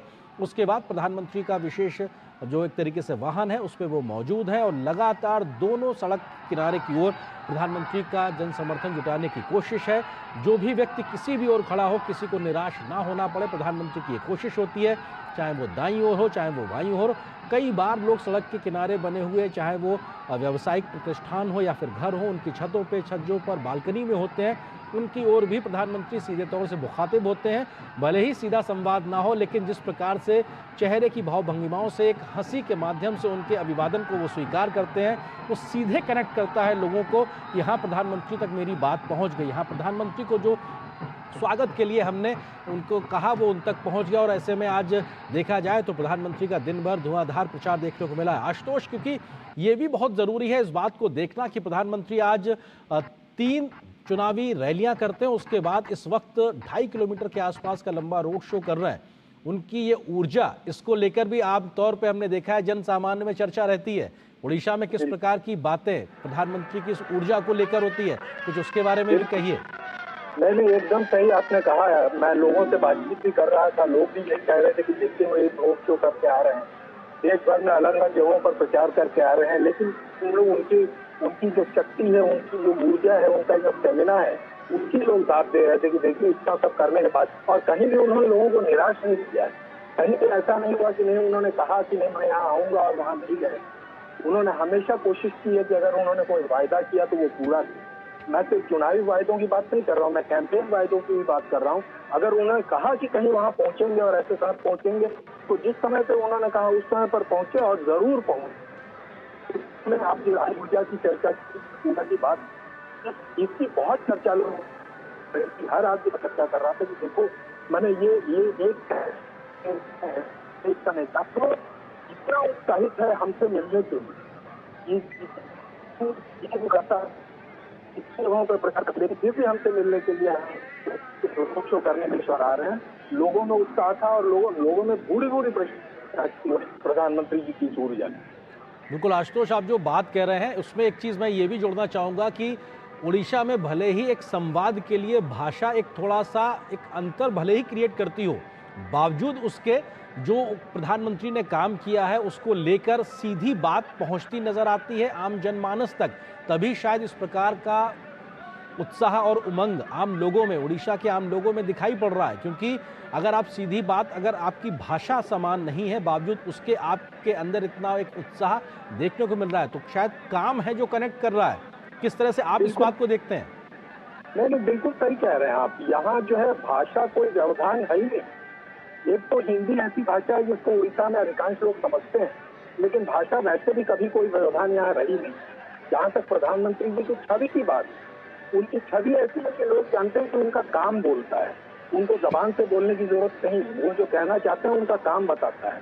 और यहाँ जैसा रोड शो में आप देख रहे हैं, जैसा आपने एकदम सही कहा कि लोगों से सीधा संवाद उनका हो पाए या नहीं पाए, उसकी भाव भंगिमा, उनका लोगों का अभिवादन करने का उनका तरीका जो है वो इतना अच्छा है कि लोगों से अपने आप वो कर उनका फर्क वो जो अपने आप हो जाता है। तो ये अपने आप में उनका काम बोलता है, लोग उनके काम की प्रशंसा करते हैं। बिल्कुल, काम बोलता है, लोग उनके काम की प्रशंसा करते हैं। आशुतोष, आप हमारे साथ बने रहिए लगातार, और हमारे साथ में हमारे वरिष्ठ सहयोगी विनोद मिश्रा जी भी इस वक्त जुड़ गए। उनसे भी हम इस पूरे रोड शो को लेकर, या कहा जाए इस वक्त की सियासत या राजनीति की गर्माहट को लेकर भी बात करते हैं। विनोद जी, क्योंकि रैलियों में सीधा संवाद एक तरीके से होता है शब्दों के माध्यम से, लेकिन रोड शो की संवाद शैली अपने आप में अलग है। प्रधानमंत्री लगातार हम देख रहे हैं कि जब दिन भर वो रैलियां करते हैं तो शाम को कमोवेश हर दिन या हर दूसरे दिन वो किसी न किसी राज्य में, शहर में रोड शो के माध्यम से जनता से कनेक्ट करते हैं। रोड शो की इस शैली को लेकर आप किस तरह से देखते हैं, जनता से कनेक्ट करने को लेकर प्रधानमंत्री की इस पूरी प्रयास को, कोशिश को इस पूरे चुनाव के बीच में? विनोद जी। देखिए, सबसे इम्पोर्टेंट चीज है, अभी आप जो लोग डिस्कस कर रहे थे, मैं सुन रहा था तो उसका भी, और आप लोग डिस्कस कर रहे थे कम्युनिकेशन को लेके, भाषा को लेके। हमें ये जानना जरूरी है कि इस देश में प्राइम मिनिस्टर मोदी इस दौर के सबसे बड़े कम्युनिकेटर है, और जिसको अगर कम्युनिकेटर कहते हैं तो लैंग्वेज। विनोद जी, आपको रोकना चाहूंगा, तस्वीर जो इस वक्त आ रही है उस पर लिखा हुआ है abrogation of article 370 and 35A, यानी कि जम्मू कश्मीर से 370 और 35A का हटना, उसका एक मंच बना हुआ है। कश्मीर की पारंपरिक वेशभूषा में महिलाएं और बच्चे नृत्य कर रहे हैं भुवनेश्वर की सड़क पे। ये भी अपने आप में एक बड़ा संदेश है। विनोद जी। डेफिनेटली, और ये आप देखेंगे कि ऐसे इस रोड शो के 2 किलोमीटर के रोड शो में ऐसे कई मंच वहाँ के लोकल आर्टिस्ट और लोकल लोगों ने लगाया है, जो देश के सबसे बड़े ज्वलंत मुद्दे थे, और उसको प्राइम मिनिस्टर मोदी के 10 साल की टेन्योर में उन सारे मुद्दे को एड्रेस किया गया है। ऐसे कई नजारे इस रोड शो में चलते हुए आपको मिलेंगे।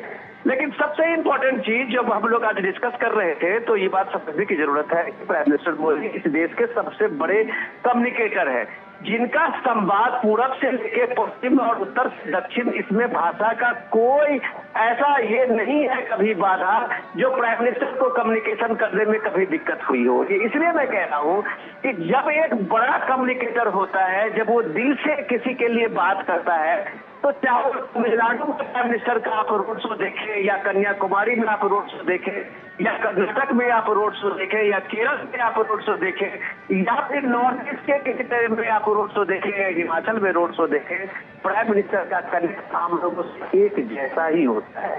इसको कहते हैं दिल का संवाद। ये दिल से संवाद का मतलब ये होता है कि जनता का एक भरोसा, एक विश्वास का संवाद। और जब एक विश्वास के संवाद की बात आप करते हैं, तो आप ये देखिए, उड़ीसा में भगवान जगन्नाथ की ये नगरी है। ये जब भगवान जगन्नाथ की वो धरती है, जो प्राइम मिनिस्टर मोदी के लिए वो सबसे एक प्रमुख तीर्थ स्थलों में से एक है उड़ीसा।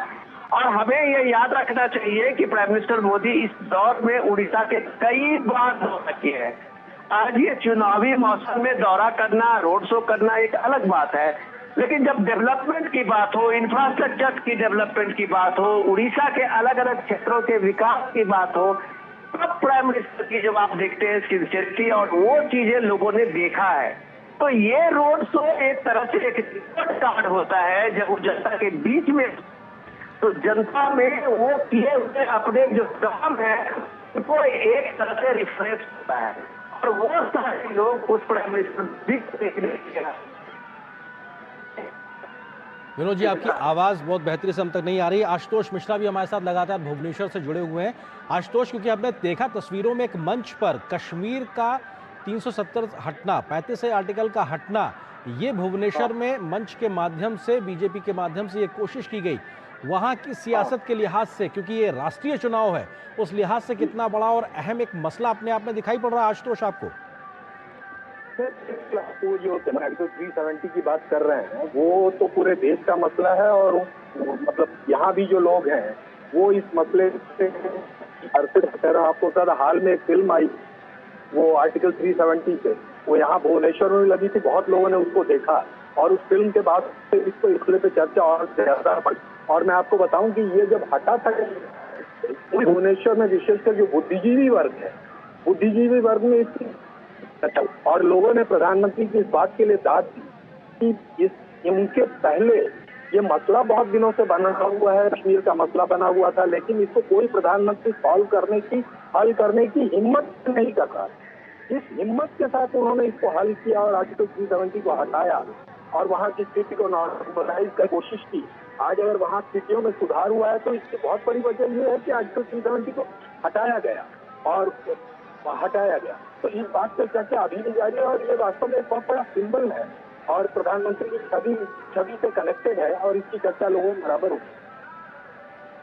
बिल्कुल, और ये अपने आप में तस्वीरें इस बात को बयां कर रही हैं कि कितनी बड़ी संख्या में भुवनेश्वर में जनसमूह उमड़ पड़ा है। आज मुख्य मार्ग जो कि जनपद से वाणी विहार चौक के बीच का लगभग 2.5 किलोमीटर का रास्ता है, जहां प्रधानमंत्री इस रोड शो में इस वक्त शामिल हैं और अपने आप में बहुत बड़ी संख्या में सड़क के दोनों ओर लोग पहुंचे हुए हैं। और ये वो तस्वीर जिसका भी हम जिक्र कर रहे थे, डल झील नज़र आ रही है।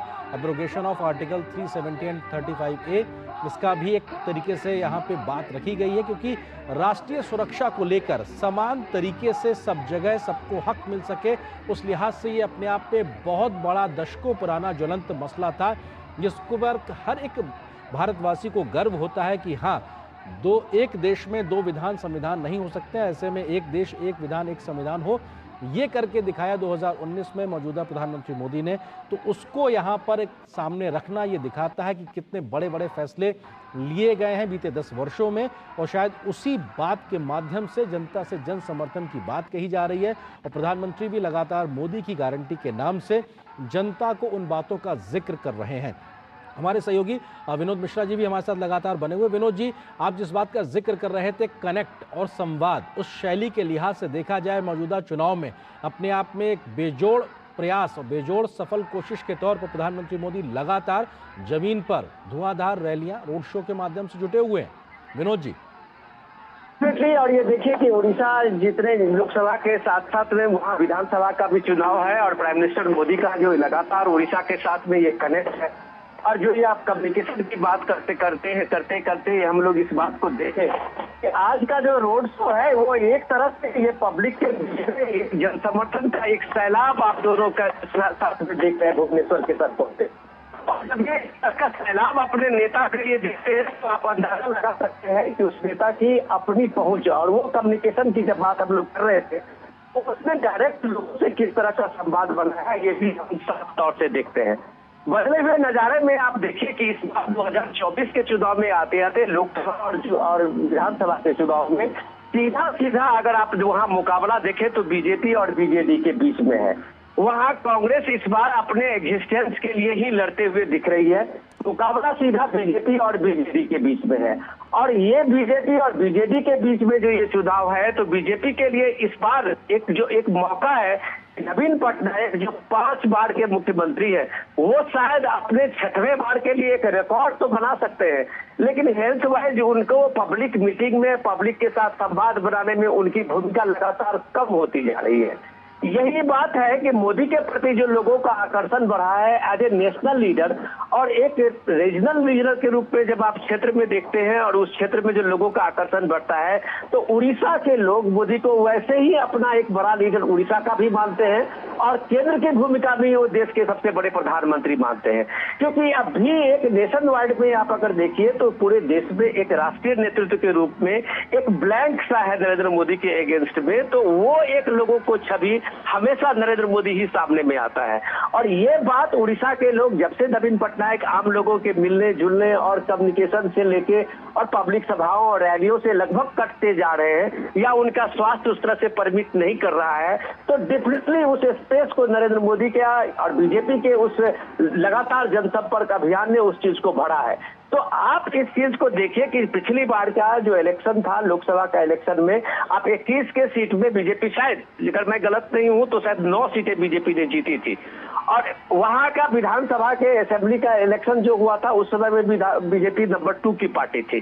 तो ये कह सकते हैं कि बीजेपी जो लगातार 5 टेन्योर का 5 दशक उसका जो एक नवीन पटनायक का ये रहा है, उसका एंटी इनकम्बेंसी के साथ साथ एक मजबूत लीडरशिप का जो नरेंद्र मोदी का सामने में दिखता है, ये बहुत कुछ कहता है इस भव्य रैली में और लोगों की इस उमड़ी भीड़ में। और ये जब भव्य रैली में आप आर्टिकल 370 का एब्रोगेशन देखते हैं और इस तरह के जब आप मंच तैयार देखते हैं तो डेफिनेटली वो वहाँ के लोग एक मजबूत शख्सियत, एक मजबूत नेतृत्व की छवि जो अपने दिमाग में रखा है, वो बड़े फैसले के कारण रखा है। और इसलिए उड़ीसा में ये उम्मीद जगी है कि उड़ीसा में एक जो फैसले, मजबूत फैसले लेने वाला अगर मोदी है तो ये डबल इंजन की सरकार अगर केंद्र और स्टेट में बनेगी तो डेफिनेटली उड़ीसा का कायाकल्प होगा। और यही विश्वास के साथ ये 2 किलोमीटर का जो लंबा सफर है उसमें आप अलग अलग तरह के ये मंच सजे हुए दिख रहे हैं। विनोद जी, क्योंकि हमने देखा था कि जब प्रधानमंत्री पहले वंदे भारत का जिक्र भी है, वंदे भारत ट्रेन दिखाई पड़ रही है यहाँ मंच पे और निश्चित तौर से प्रधानमंत्री का कटआउट और 2 वंदे भारत ट्रेन, ये दिखाता है नए विकसित भारत के संकल्प में कैसे नई परिपाटी को भी लाया गया है और एक रूप स्वरूप बदलकर नई तकनीक के आधार पर दुनिया के साथ कदम ताल मिलाकर कैसे भारत आगे बढ़ सके, उस गति को पा सके, उस गति की शक्ति को हासिल कर सके। इसीलिए गति शक्ति के माध्यम से जो नई व्यवस्थाएं हैं उसमें भारत तेज गति से आगे बढ़ रहा है और इसीलिए वंदे भारत ट्रेन का एक तरीके से मंच पे दिखाया गया कि कैसे आज देश को वंदे भारत के नेटवर्क के माध्यम से जोड़ा गया है। विनोद जी, क्योंकि ये बहुत ज़रूरी है, जो 10 साल का काम है शायद वो एक तरीके से दिखाया जा रहा है यहाँ पे तमाम अलग अलग मंच के माध्यम से। 21 कमल खिलाने, ये एक बड़ी चुनौती के तौर पर कहा जा सकता है बीजेपी के लिए उड़ीसा में। तो वहाँ साथ ही साथ 147 सदस्यों वाली विधानसभा का चुनाव भी है। ऐसे में कल 3 रैलियां हैं, क्या बड़ी बात है प्रधानमंत्री मोदी की गारंटी के तौर पर रख सकते हैं? क्योंकि हमने देखा जब पहले उड़ीसा पहुंचे थे तो उन्होंने कहा था कि अगर हमारी सरकार बनती है तो 5 वर्षों में राज्य को नंबर 1 बना देंगे उड़ीसा को। संसाधनों की कमी नहीं है, बस नियत के साथ आगे बढ़ना, डायरेक्शन देने की जरूरत है, जो कि बीजेपी करके दिखाएगी। विनोद जी, देखिए भाई, ये बात हमें समझनी पड़ेगी कि ये जितने आप एक डेवलपमेंट के प्रोजेक्शन और यहाँ पे जो कटआउट देखते हैं और इस तरह के मंच सजे हुए देखते हैं, डेफिनेटली बीजेपी का अपने संकल्प यात्रा के साथ ही ये अभियान हुआ था। और बीजेपी के संकल्प यात्रा में अगर आप विकसित भारत संकल्प को लें तो उसमें सिर्फ डेवलपमेंट, इंफ्रास्ट्रक्चर डेवलपमेंट और वहाँ का जो सबसे जो बेसिक चीजें थी लोगों के सामने में, और वहाँ जिस तरह से उड़ीसा जैसे गरीब स्टेट में जो सोशल वेलफेयर स्कीम हो, या प्रधानमंत्री कल्याण योजना हो, प्रधानमंत्री आवास योजना हो, ये सारी चीजें एक तरह से बीजेपी के लिए शो केस था जिसको वो प्रेजेंट कर सकती थी। लेकिन अचानक जब आप ये देखिए कि जिस दौर में इलेक्शन का ये कैंपेनिंग शुरू हुआ, अगर नेशन स्टेट पूरे नेशनल में देखिए, राष्ट्रीय परिप्रेक्ष्य में, तो आप उसके बाद देखिए कि पूरे तरह से इस पूरे इलेक्शन के नैरेटिव्स को इंडिया गठबंधन ने बड़ी तरह चालाकी से चेंज किया और वो विकास के मुद्दे पे और डेवलपमेंट के मुद्दे पे बजाय बात करने का सीधे सीधे नैरेटिव को संविधान खतरे में है, लोकतंत्र खतरे में है, भला भला ये सारे मुद्दे लेके उन्होंने इस नैरेटिव को बताना शुरू किया। क्योंकि उनका ये इंटेंशन था कि जो पब्लिक अगर देश के, दुनिया के किसी भी डेमोक्रेटिक कंट्री में, मुझे लगता है कि आज नरेंद्र मोदी या पहला प्राइम मिनिस्टर होंगे जो तीसरी बार लोगों के बीच में खड़े हैं और इतना बड़ा समर्थन, इतनी बड़ी जनसंपर्क अभियान पीएम ने अभी पूरे देश में ये किया हुआ है। चाहे वो तमिलनाडु हो, चाहे वो केरल हो, चाहे वो आप झारखंड के स्टेट में चले जाइए, आप बिहार चले जाइए, यूपी चले जाइए, मध्य प्रदेश चले जाइए, राजस्थान चले जाइए, ये रोड शो का ये नजारा और ये उभरती और ललकती भीड़ आप सब जगह एक ही जैसा देखेंगे। और वो जो विश्वास है, वो जो भरोसा है, वो प्राइम मिनिस्टर का वो काम है जो लोगों में इस बात का संदेश दिया कि जो कहा तो किया। बिल्कुल, हमारे सहयोगी आशुतोष मिश्रा भी हमारे साथ में भुवनेश्वर से जुड़े हुए हैं। आशुतोष, क्योंकि विरासत भी विकास भी, इस संकल्प या कहा जाए इस मंत्र के साथ में हमने देखा लगातार प्रधानमंत्री अपनी काम को आगे रखते हैं और किस तरीके से लोगों से कनेक्ट करते हैं, और वही आज हमको दिखाई पड़ रहा है।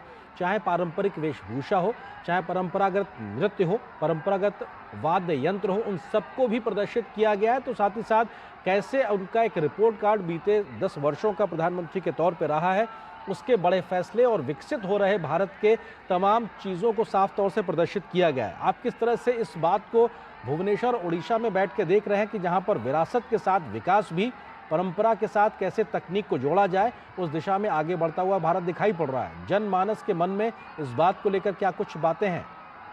बिल्कुल सही कह रहे हैं आप। यहाँ पूरा प्रयास है कि प्रधानमंत्री जी के पिछले 10 सालों का रिपोर्ट, उसका पिछले 10 सालों की सरकार की उपलब्धियां जो ये लोगों के सामने रखी जाए, लोगों को बताया जाए कि भारत कैसे विकसित हुआ है, क्या बड़े निर्णय लिए गए हैं इस सरकार द्वारा। जैसे आपने आर्टिकल 3 की बात, आपने वंदे भारत एक्सप्रेस के कटआउट की बात की, तो ये लोगों को ये दिखाने का प्रयास है कि क्या बड़े निर्णय लिए गए हैं इस देश के हाथ में, इस देश के लोगों के लिए, और क्या बड़े काम किए गए हैं इस देश को आगे बढ़ाने के लिए, चाहे वो इंफ्रास्ट्रक्चर डेवलपमेंट, ढांचागत विकास की बात, ये कोई और की बात।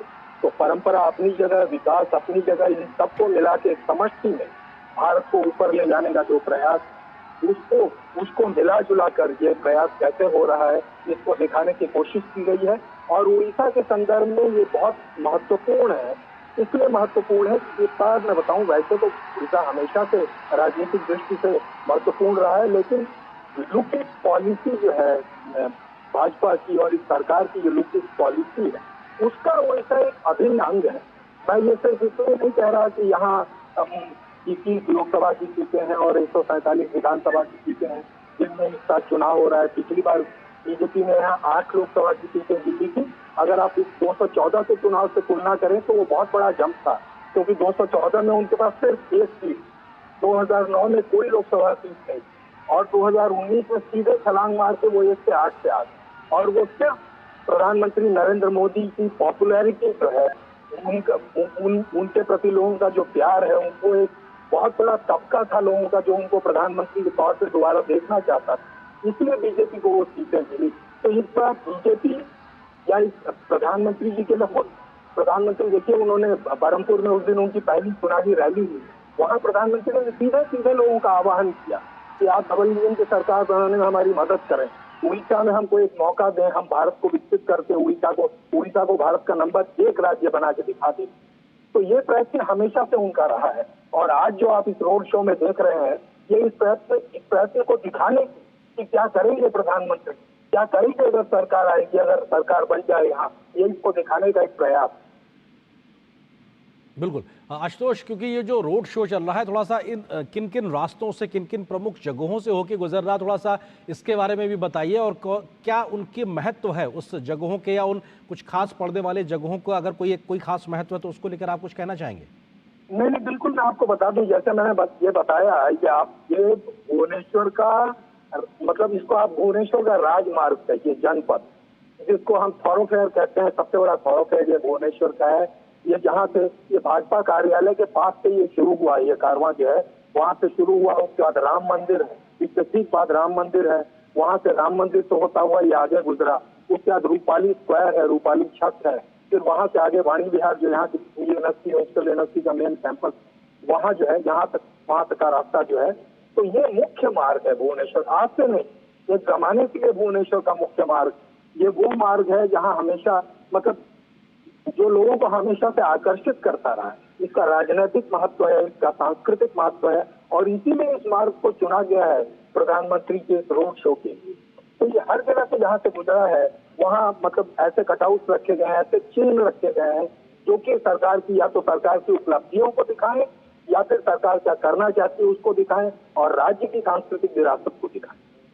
बिल्कुल, विनोद मिश्रा जी भी हमारे साथ लगातार बने हुए। विनोद जी, किस तरह से आप इस बात को देखते हैं कि विरासत भी, विकास भी और जनपद का जिक्र आशुतोष कर रहे हैं, तो जनता के इस पथ से, कर्तव्य पथ का जो मार्ग प्रधानमंत्री ने चुना है, देश के लिए कैसे अमृतकाल में आगे बढ़ना है, विकसित भारत के संकल्प को आगे बढ़ाना है, 2047 की बात करते हैं, 24x7 काम करते हैं, इन तमाम बातों को आप इस मौजूदा तस्वीरों में किस तरीके से देख रहे हैं आप?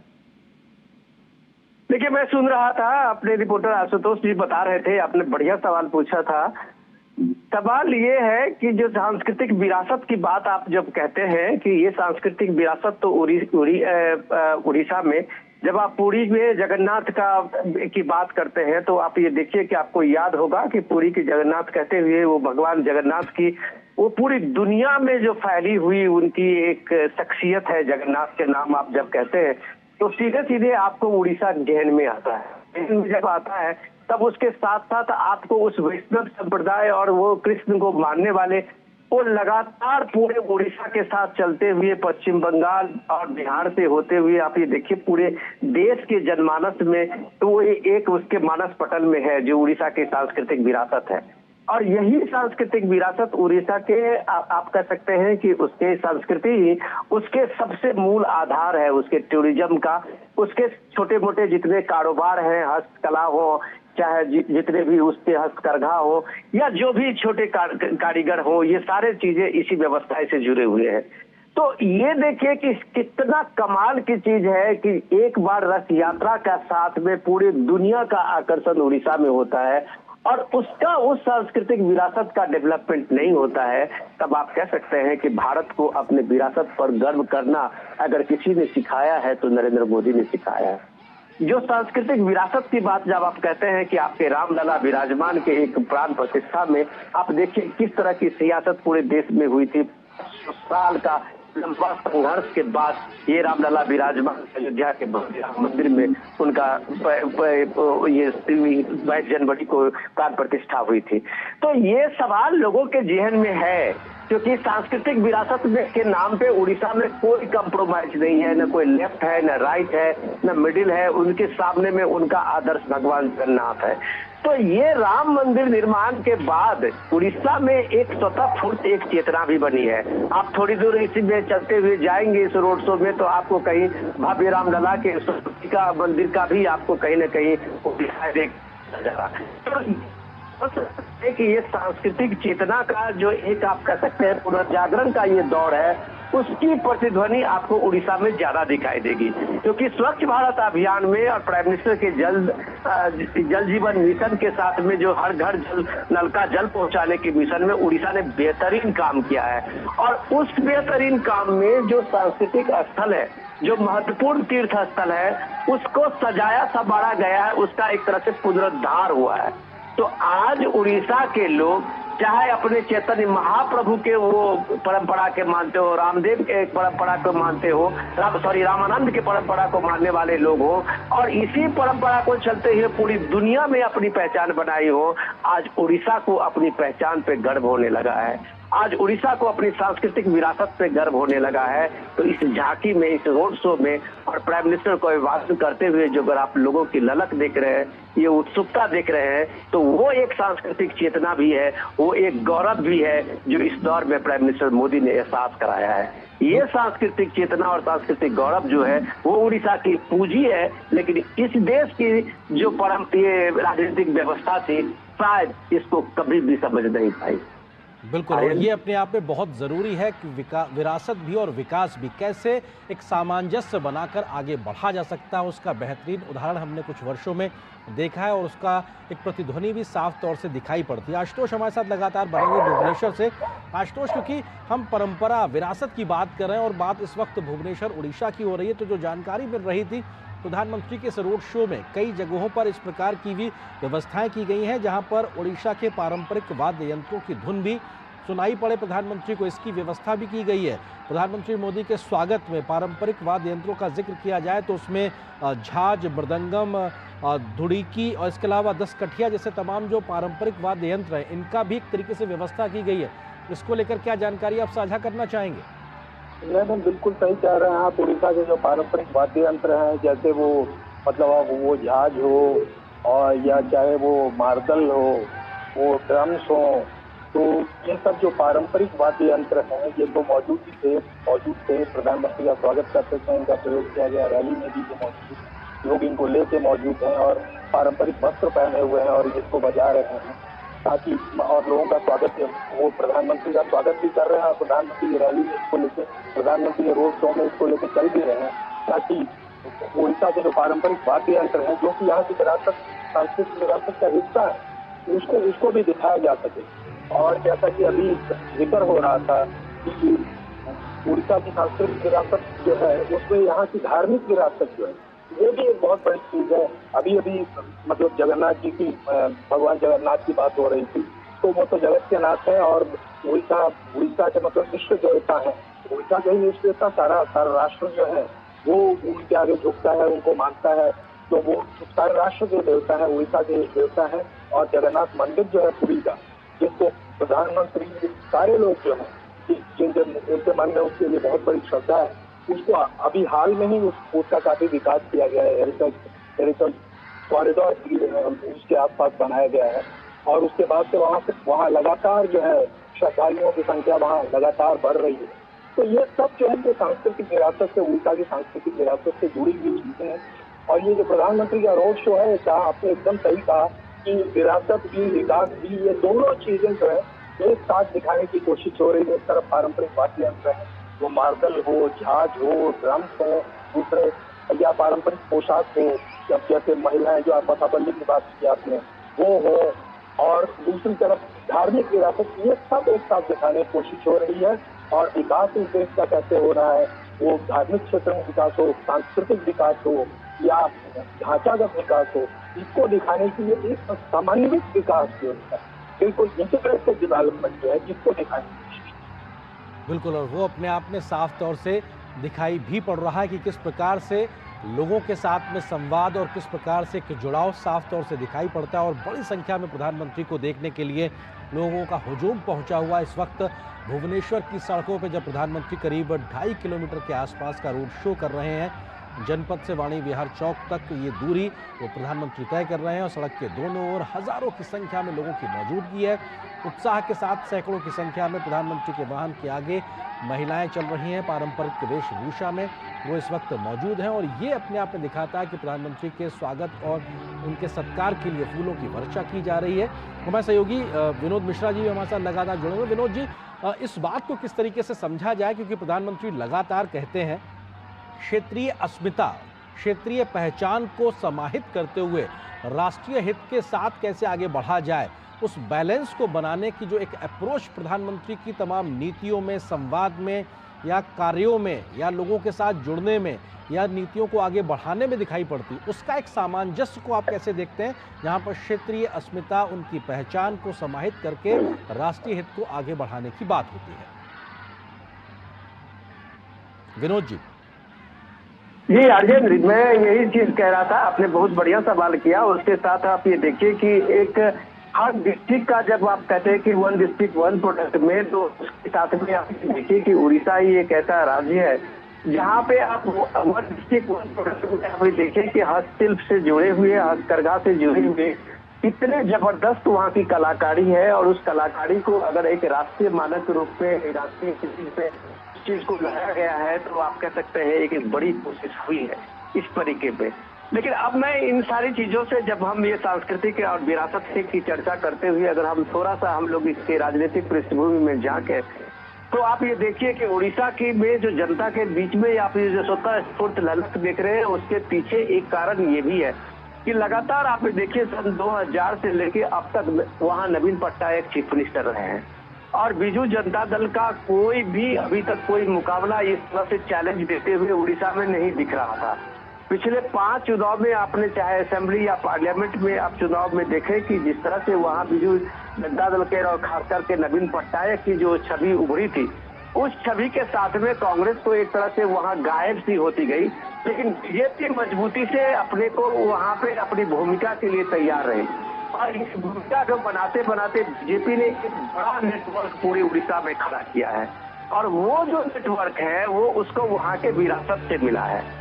ये विरासत की बात में जब कहते हैं तो आप ये देखिए कि किस तरह से उड़ीसा में काम करते हुए, वहाँ चाहे स्कूल आदिवासी इलाकों में काम करते हुए, उनके साथ में एकलव्य विद्यालय के साथ में, या ऐसे ढेरों ऐसे प्रोजेक्ट है जिस प्रोजेक्ट पे काम करते हुए उड़ीसा में बीजेपी ने अपने माध्यम से उसको एक लोगों के बीच में सामाजिक कार्य करते हुए जगह बनाई।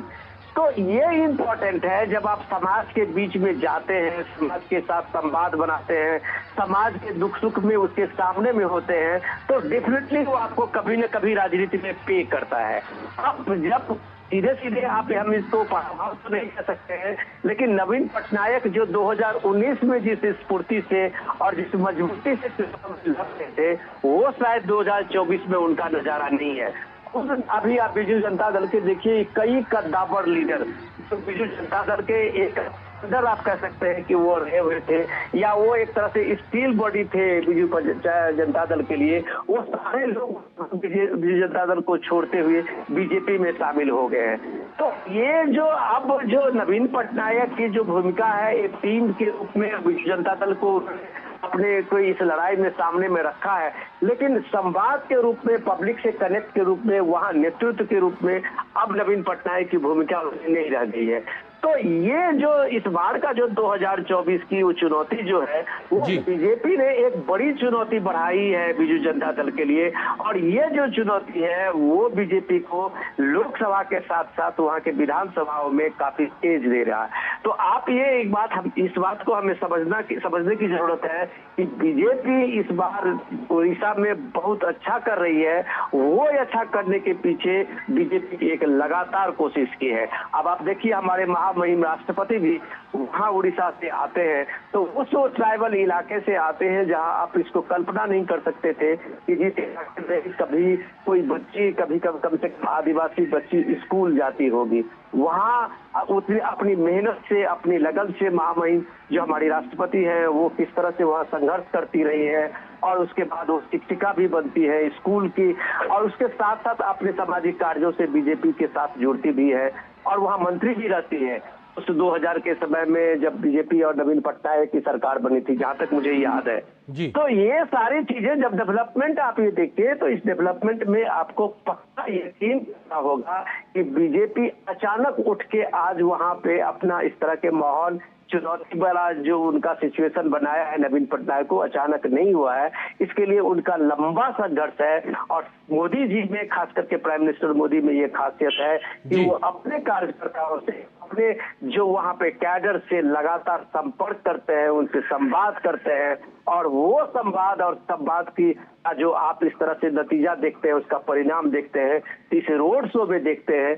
क्या कल्पना कर सकते थे बीजेपी के और प्राइम मिनिस्टर मोदी के रोड शो में ये 3 किलोमीटर तक लगातार इस तरह की लंबी लंबी कतारें में और उमड़ती हुई होगी। तो ये भीड़ जो है वो उस कार्यकर्ताओं का वही उत्साह है, और ये भीड़ जो है वो प्राइम मिनिस्टर मोदी का वो कनेक्शन है जो उड़ीसा में लगभग अपने सारे कार्यकर्ताओं के साथ बनाया है। आशुतोष मिश्रा भी हमारे साथ लगातार बने हुए। आशुतोष, क्योंकि जो बात विनोद जी कह रहे हैं उसको आप किस तरह से देखते हैं?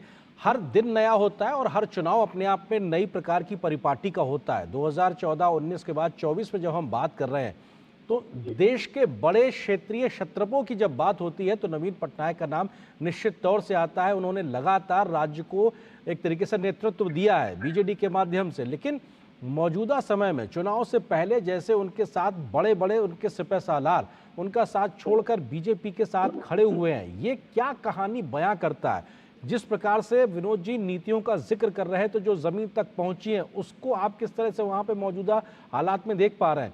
महामहिम राष्ट्रपति के माध्यम से एक आदिवासी महिला का देश के सर्वोच्च पद तक पहुंचना, ये भी अपने आप में दिखाता है कि किस प्रकार की स्थितियां, परिस्थितियां अपने आप में बदली हैं। इन तमाम फैक्टर्स को आशुतोष आप किस तरीके से देखते हैं 2024 की चुनौती में?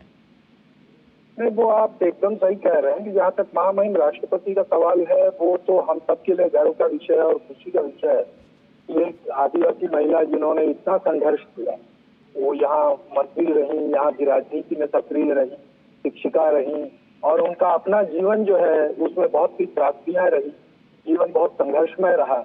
ऐसी महिला अगर देश के सर्वोच्च पद पर जाती है तो ये सिर्फ उड़ीसा के लिए नहीं, सारे भारतवर्ष के लिए बल्कि सारे विश्व के लिए गर्व का विषय है कि ऐसी महिला भारत की राष्ट्रपति, और उनको बीजेपी ने, उनको सरकार ने चुना, उनको बढ़ावा दिया, वो उस पद पर पहुंची। अपने आप में हम सबके लिए गर्व का विषय है, भारत के लिए गर्व का विषय है, उड़ीसा के लिए गर्व का विषय है, और ये इसमें कोई पार्टी की कोई बात नहीं है। मुख्यमंत्री जी ने खुद इसको बड़े गर्व का विषय बनाया। तो ये सच्चे ले गर्व का विषय, ये अपनी जगह। और दूसरी जगह ये सच है कि 2000 से आज तक शासन लगातार करते आ रहे हैं नवीन पटनायक, और इनमें से 2 टर्म जो मतलब 2000 से 2004 और 2004 से 2009 ये जो है ये एक कोलिशन गवर्नमेंट थी बीजेपी भाजपा के साथ, और उसके बाद 2009 में ये चुनाव के ठीक पहले ये कोलिशन टूट गया, और कोलिशन टूट गया और उसके बाद से वो अलग अलग चुनाव लड़ते रहे, लेकिन मुख्यमंत्री वो 2000 से लगातार रहे। तो ये सच है कि आप 24 साल तक लगातार शासन करते हैं तो कहीं न कहीं थोड़ा बहुत एंटी इनकम्बेंसी फैक्टर जरूर कहीं न कहीं आता है, और इस बात का एहसास मुख्यमंत्री जी को और उनकी पार्टी के लोगों को भी हो। और जहाँ तक ये पार्टी कुछ लोगों को छोड़ने की बात है, तो ये नंबर 1 ये आया राम गया राम ये भाजपा से भी कुछ लोगों ने छोड़ा है, और जो गए हैं बीजू जनता दल में, बीजू जनता दल से लेकर ज्यादा लोग आए, और क्योंकि बीजू जनता दल शासन वाली पार्टी थी इसलिए वहां से जो लोग आए, जैसे कुछ पूर्व मंत्री थे, तो ऐसे लोग आए तो उनकी चर्चा ज्यादा हुई। लेकिन ये अपने आप में सच है कि पिछले चुनाव में इस किस्म का दृश्य देखने को नहीं मिला था, तो इस बात इससे एक इम्प्रेशन पैदा हुआ है कि शायद कहीं न कहीं कोई घबराहट है या एंटी इनकम्बेंसी ज्यादा बढ़ी हुई है। वो तो वाकई स्थिति क्या है ये लोग चुनाव का नतीजा आएगा तब सामने आएगा, लेकिन ये अपने आप से सच है कि इस बार कांटे की लड़ाई है। और जहाँ तक भाजपा का सवाल है, भाजपा जैसा मैंने आपसे कहा कि 2009 में जब दोनों पार्टियां अलग हुई और उन्होंने चुनाव लड़ना शुरू किया, तो 2009 में जैसे 2009 के चुनाव के जब नतीजे निकले तो भाजपा के पास विधानसभा में सिर्फ 6 सीटें थी और लोकसभा में 2 थी। उसके बाद भाजपा फिर आगे बढ़ी, 2014 में उनके पास विधानसभा में 7 सीटें आई और लोकसभा की 1 सीट आई। 2019 में उन्होंने बड़ी छलांग मारी और विधानसभा में 23 सीटें आई और वो मुख्य प्रतिपक्ष मेन अपोजिशन पार्टी बनी, और उनकी लोकसभा की सीटें बढ़ते 8। तो और आप देखिएगा कि भाजपा जैसे जैसे ऊपर गई है, कांग्रेस वैसे वैसे नीचे गई।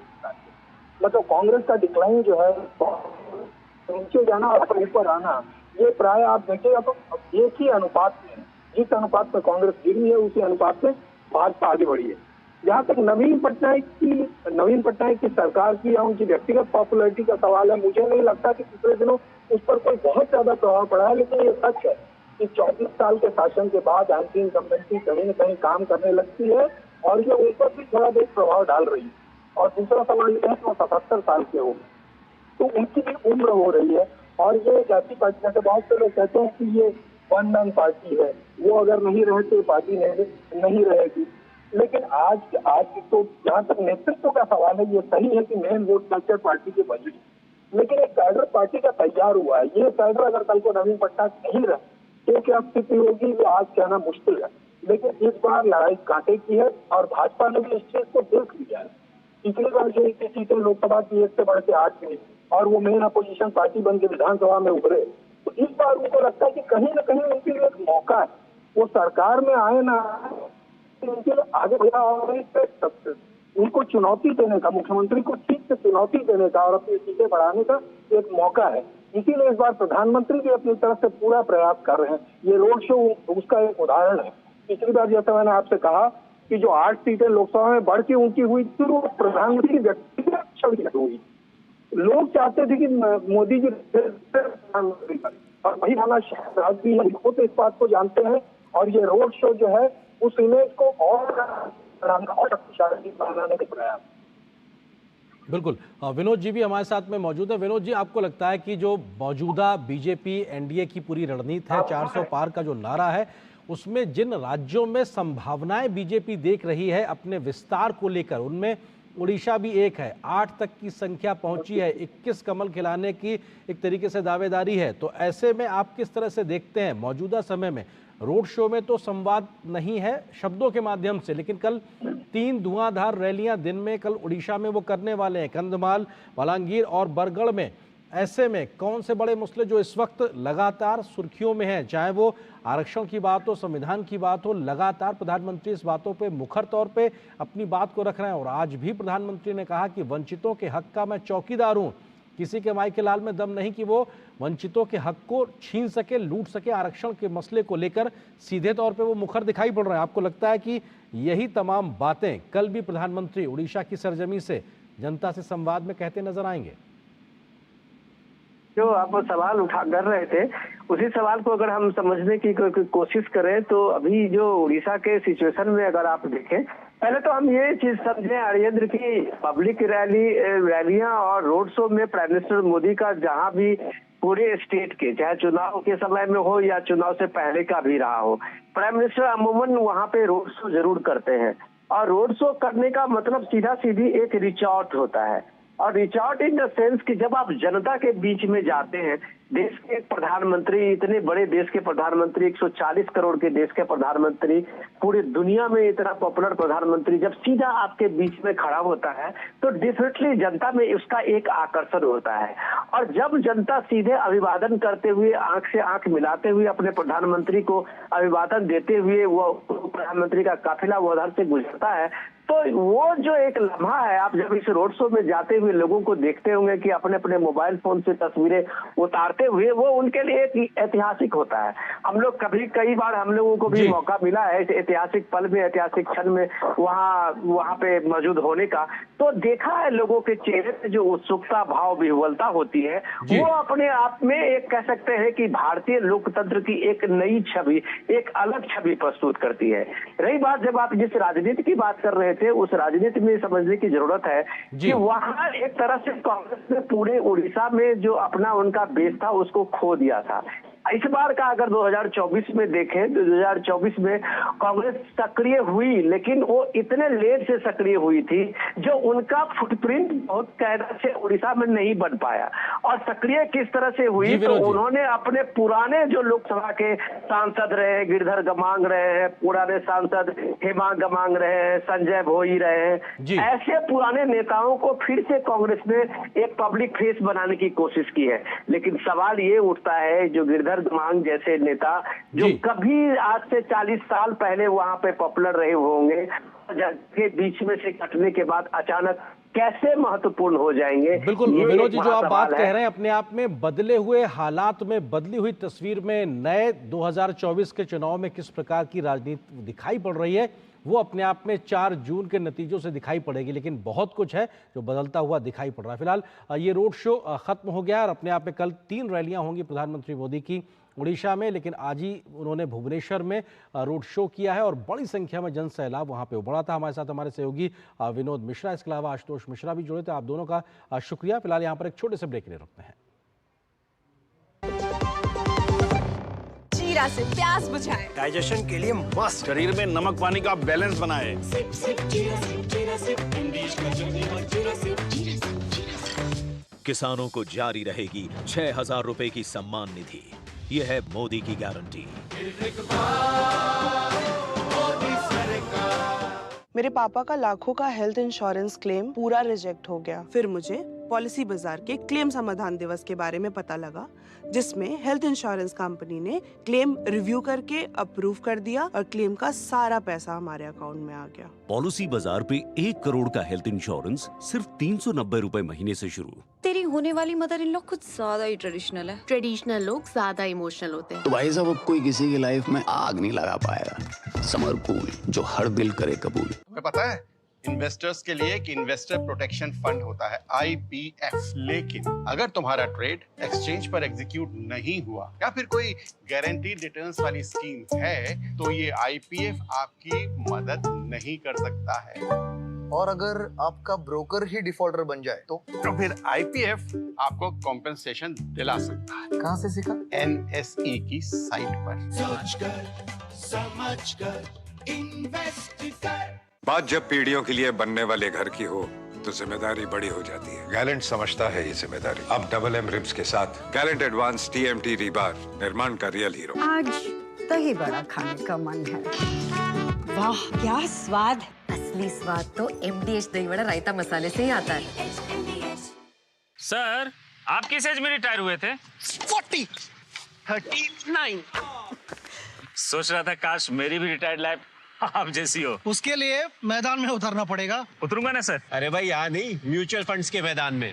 Mutual funds? हर महीने इन्वेस्ट करो, फ्यूचर की तैयारी करो। करोड़ों लोग इन्वेस्ट कर रहे हैं और देश के साथ आगे बढ़ रहे हैं। सही है सर। तो आ जाओ मैदान में। म्यूचुअल फंड निवेश बाजार जोखिमों के अधीन है। योजना से जुड़े सभी दस्तावेजों को ध्यान से पढ़ें। बहाना नंबर 11, नींद पूरी करने का डे। बहाना नंबर 28, ट्रिप पर जाने का day. 39, binge watch all seasons. 65, घर की सफाई का डे। एक वोट ना डालने से क्या होगा? और सबसे बड़ा बहाना, isn't it a holiday today? Holiday? 101 बहाने हैं वोट ना डालने के, पर इस चुनाव के पर्व में एक ही रीजन काफी है वोट डालने का। वो है हमारी रिस्पॉन्सिबिलिटी, देश और हमारे फ्यूचर के लिए।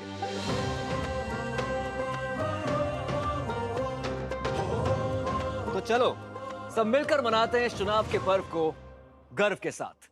बेटा कहता है पापा बीमा ले लिया होता तो आज हो जाता ऑपरेशन। अब हमें कौन बीमा देगा 70 के बाद? तुम लोगों ने सुना नहीं? 70 साल से ऊपर के सभी वरिष्ठ नागरिकों को 5 लाख तक का इलाज मुफ्त में मिल गया। समझो, बस वोट के दिन पोलिंग बूथ पे जाओ और कमल का बटन दबाओ, मोदी को फिर से लाओ। कमल का बटन दबाएं, भाजपा को जिताएं। आधे बाउल दही में 4 चम्मच MDH चटनी पुदीना मसाला डाला, स्टर करो, पुदीना चटनी तैयार। MDH चटनी पुदीना मसाला।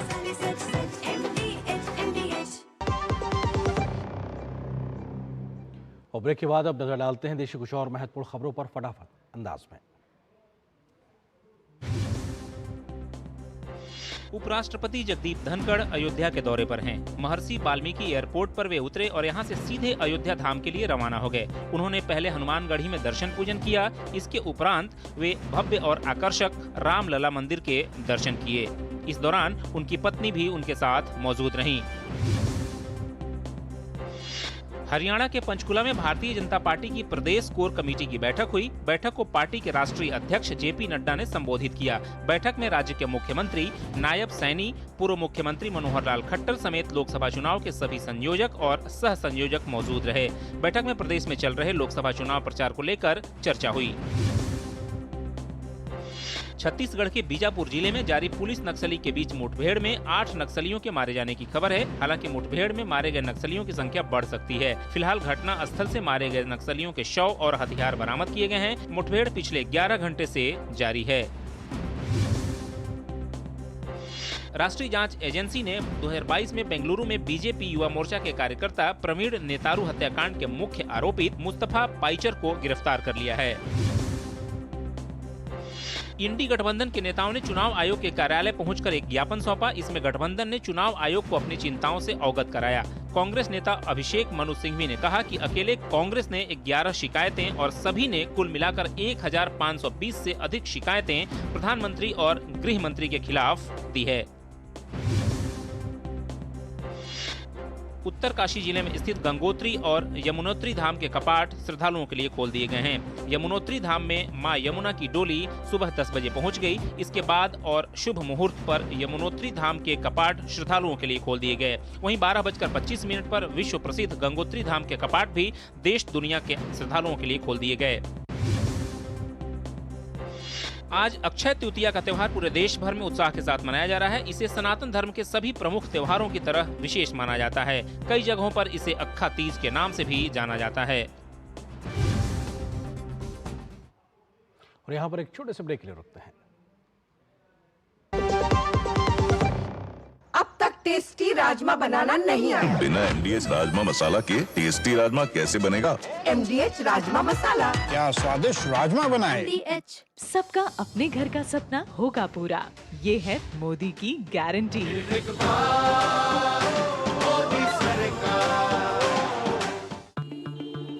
Sir 50,000 advance. और इतना कैश तो हम नहीं लाए। और आज बैंक भी बंद है। इलाज है डिजिटल पेमेंट का आसान सा डोज। लेकिन अरे घबराइए मत, सावधानी के साथ करेंगे तो कोई साइड इफेक्ट भी नहीं होगा। फोन लाइए मुझे, यहाँ फोन लगाइए। डिजिटल पेमेंट से लेन देन हो सकता है आसान, सुरक्षित और तेज। मैंने तो इन्हें डिजिटल पेमेंट सिखा दिया है। आपने, क्योंकि RBI कहता है कि डिजिटल पेमेंट अपनाओ, औरों को भी सिखाओ। मैं कैप्टन होता ना, ओपन कराता। अब हर कोई ओपन करेगा तो मैच कौन क्लोज करेगा? तो भाई साहब, अब कोई किसी की लाइफ में आग नहीं लगा पाएगा। समर कूल, जो हर दिल करे कबूल। सर, आप किस एज में रिटायर हुए थे? 39। सोच रहा था काश मेरी भी रिटायर्ड लाइफ आप जैसी हो। उसके लिए मैदान में उतरना पड़ेगा। उतरूंगा ना सर। अरे भाई यहाँ नहीं, म्यूचुअल फंड्स के मैदान में। Mutual funds? हर महीने इन्वेस्ट करो, फ्यूचर की तैयारी करो। करोड़ों लोग इन्वेस्ट कर रहे हैं और देश के साथ आगे बढ़ रहे हैं। सही है सर। तो आ जाओ मैदान में। म्यूचुअल फंड निवेश बाजार जोखिमों के अधीन है। योजना से जुड़े सभी दस्तावेजों को ध्यान से पढ़ें। पाव भाजी को फेवरेट बनाता है MDH पाव भाजी मसाला। MDH पाव भाजी मसाला। MDH बनाए पाव भाजी लाजवाब। बात जब पीढ़ियों के लिए बनने वाले घर की हो तो जिम्मेदारी बड़ी हो जाती है। गैलेंट समझता है ये जिम्मेदारी। अब डबल M रिब्स के साथ गैलेंट एडवांस TMT रीबार, निर्माण का रियल हीरो। आपकी सुरक्षा है हमारे लिए बहुमूल्य, इसलिए जब भी लें LPG सिलेंडर जरूर कराएं प्री डिलीवरी जांच। आपकी सुरक्षा को और बेहतर सुनिश्चित करने के लिए हर घर में हो रही है रसोई गैस उपकरणों की सुरक्षा जांच।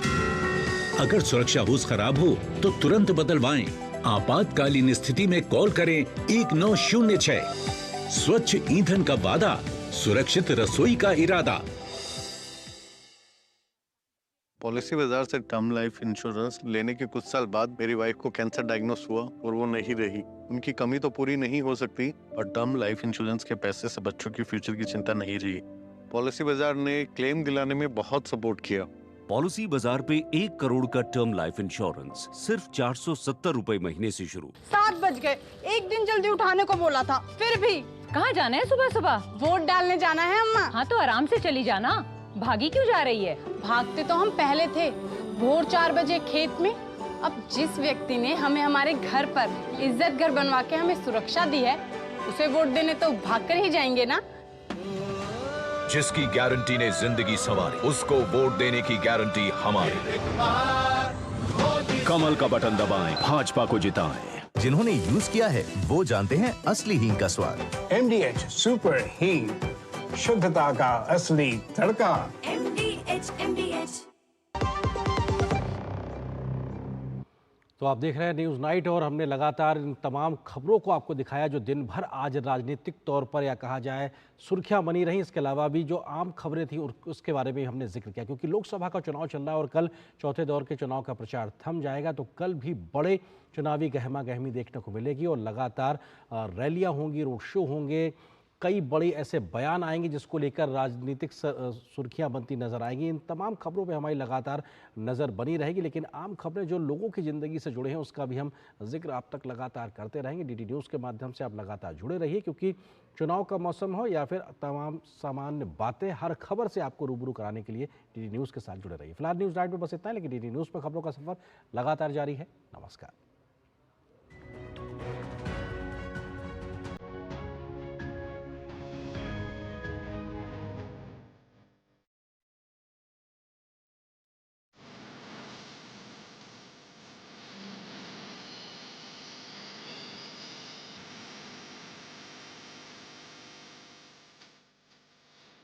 न्यूज नाइट के प्रायोजक थे MDH बढ़िया है, शुद्ध है। MDH मिर्ची, धनिया, हल्दी, असली मसाले सच। MDH गैलेंट एडवांस रबर, निर्माण का रियल हीरो। और गोल्डी किचन किंग मसाला, गोल्डी मसाले, जहां जाएं रिश्ते बनाएं, गोल्डी मसाले।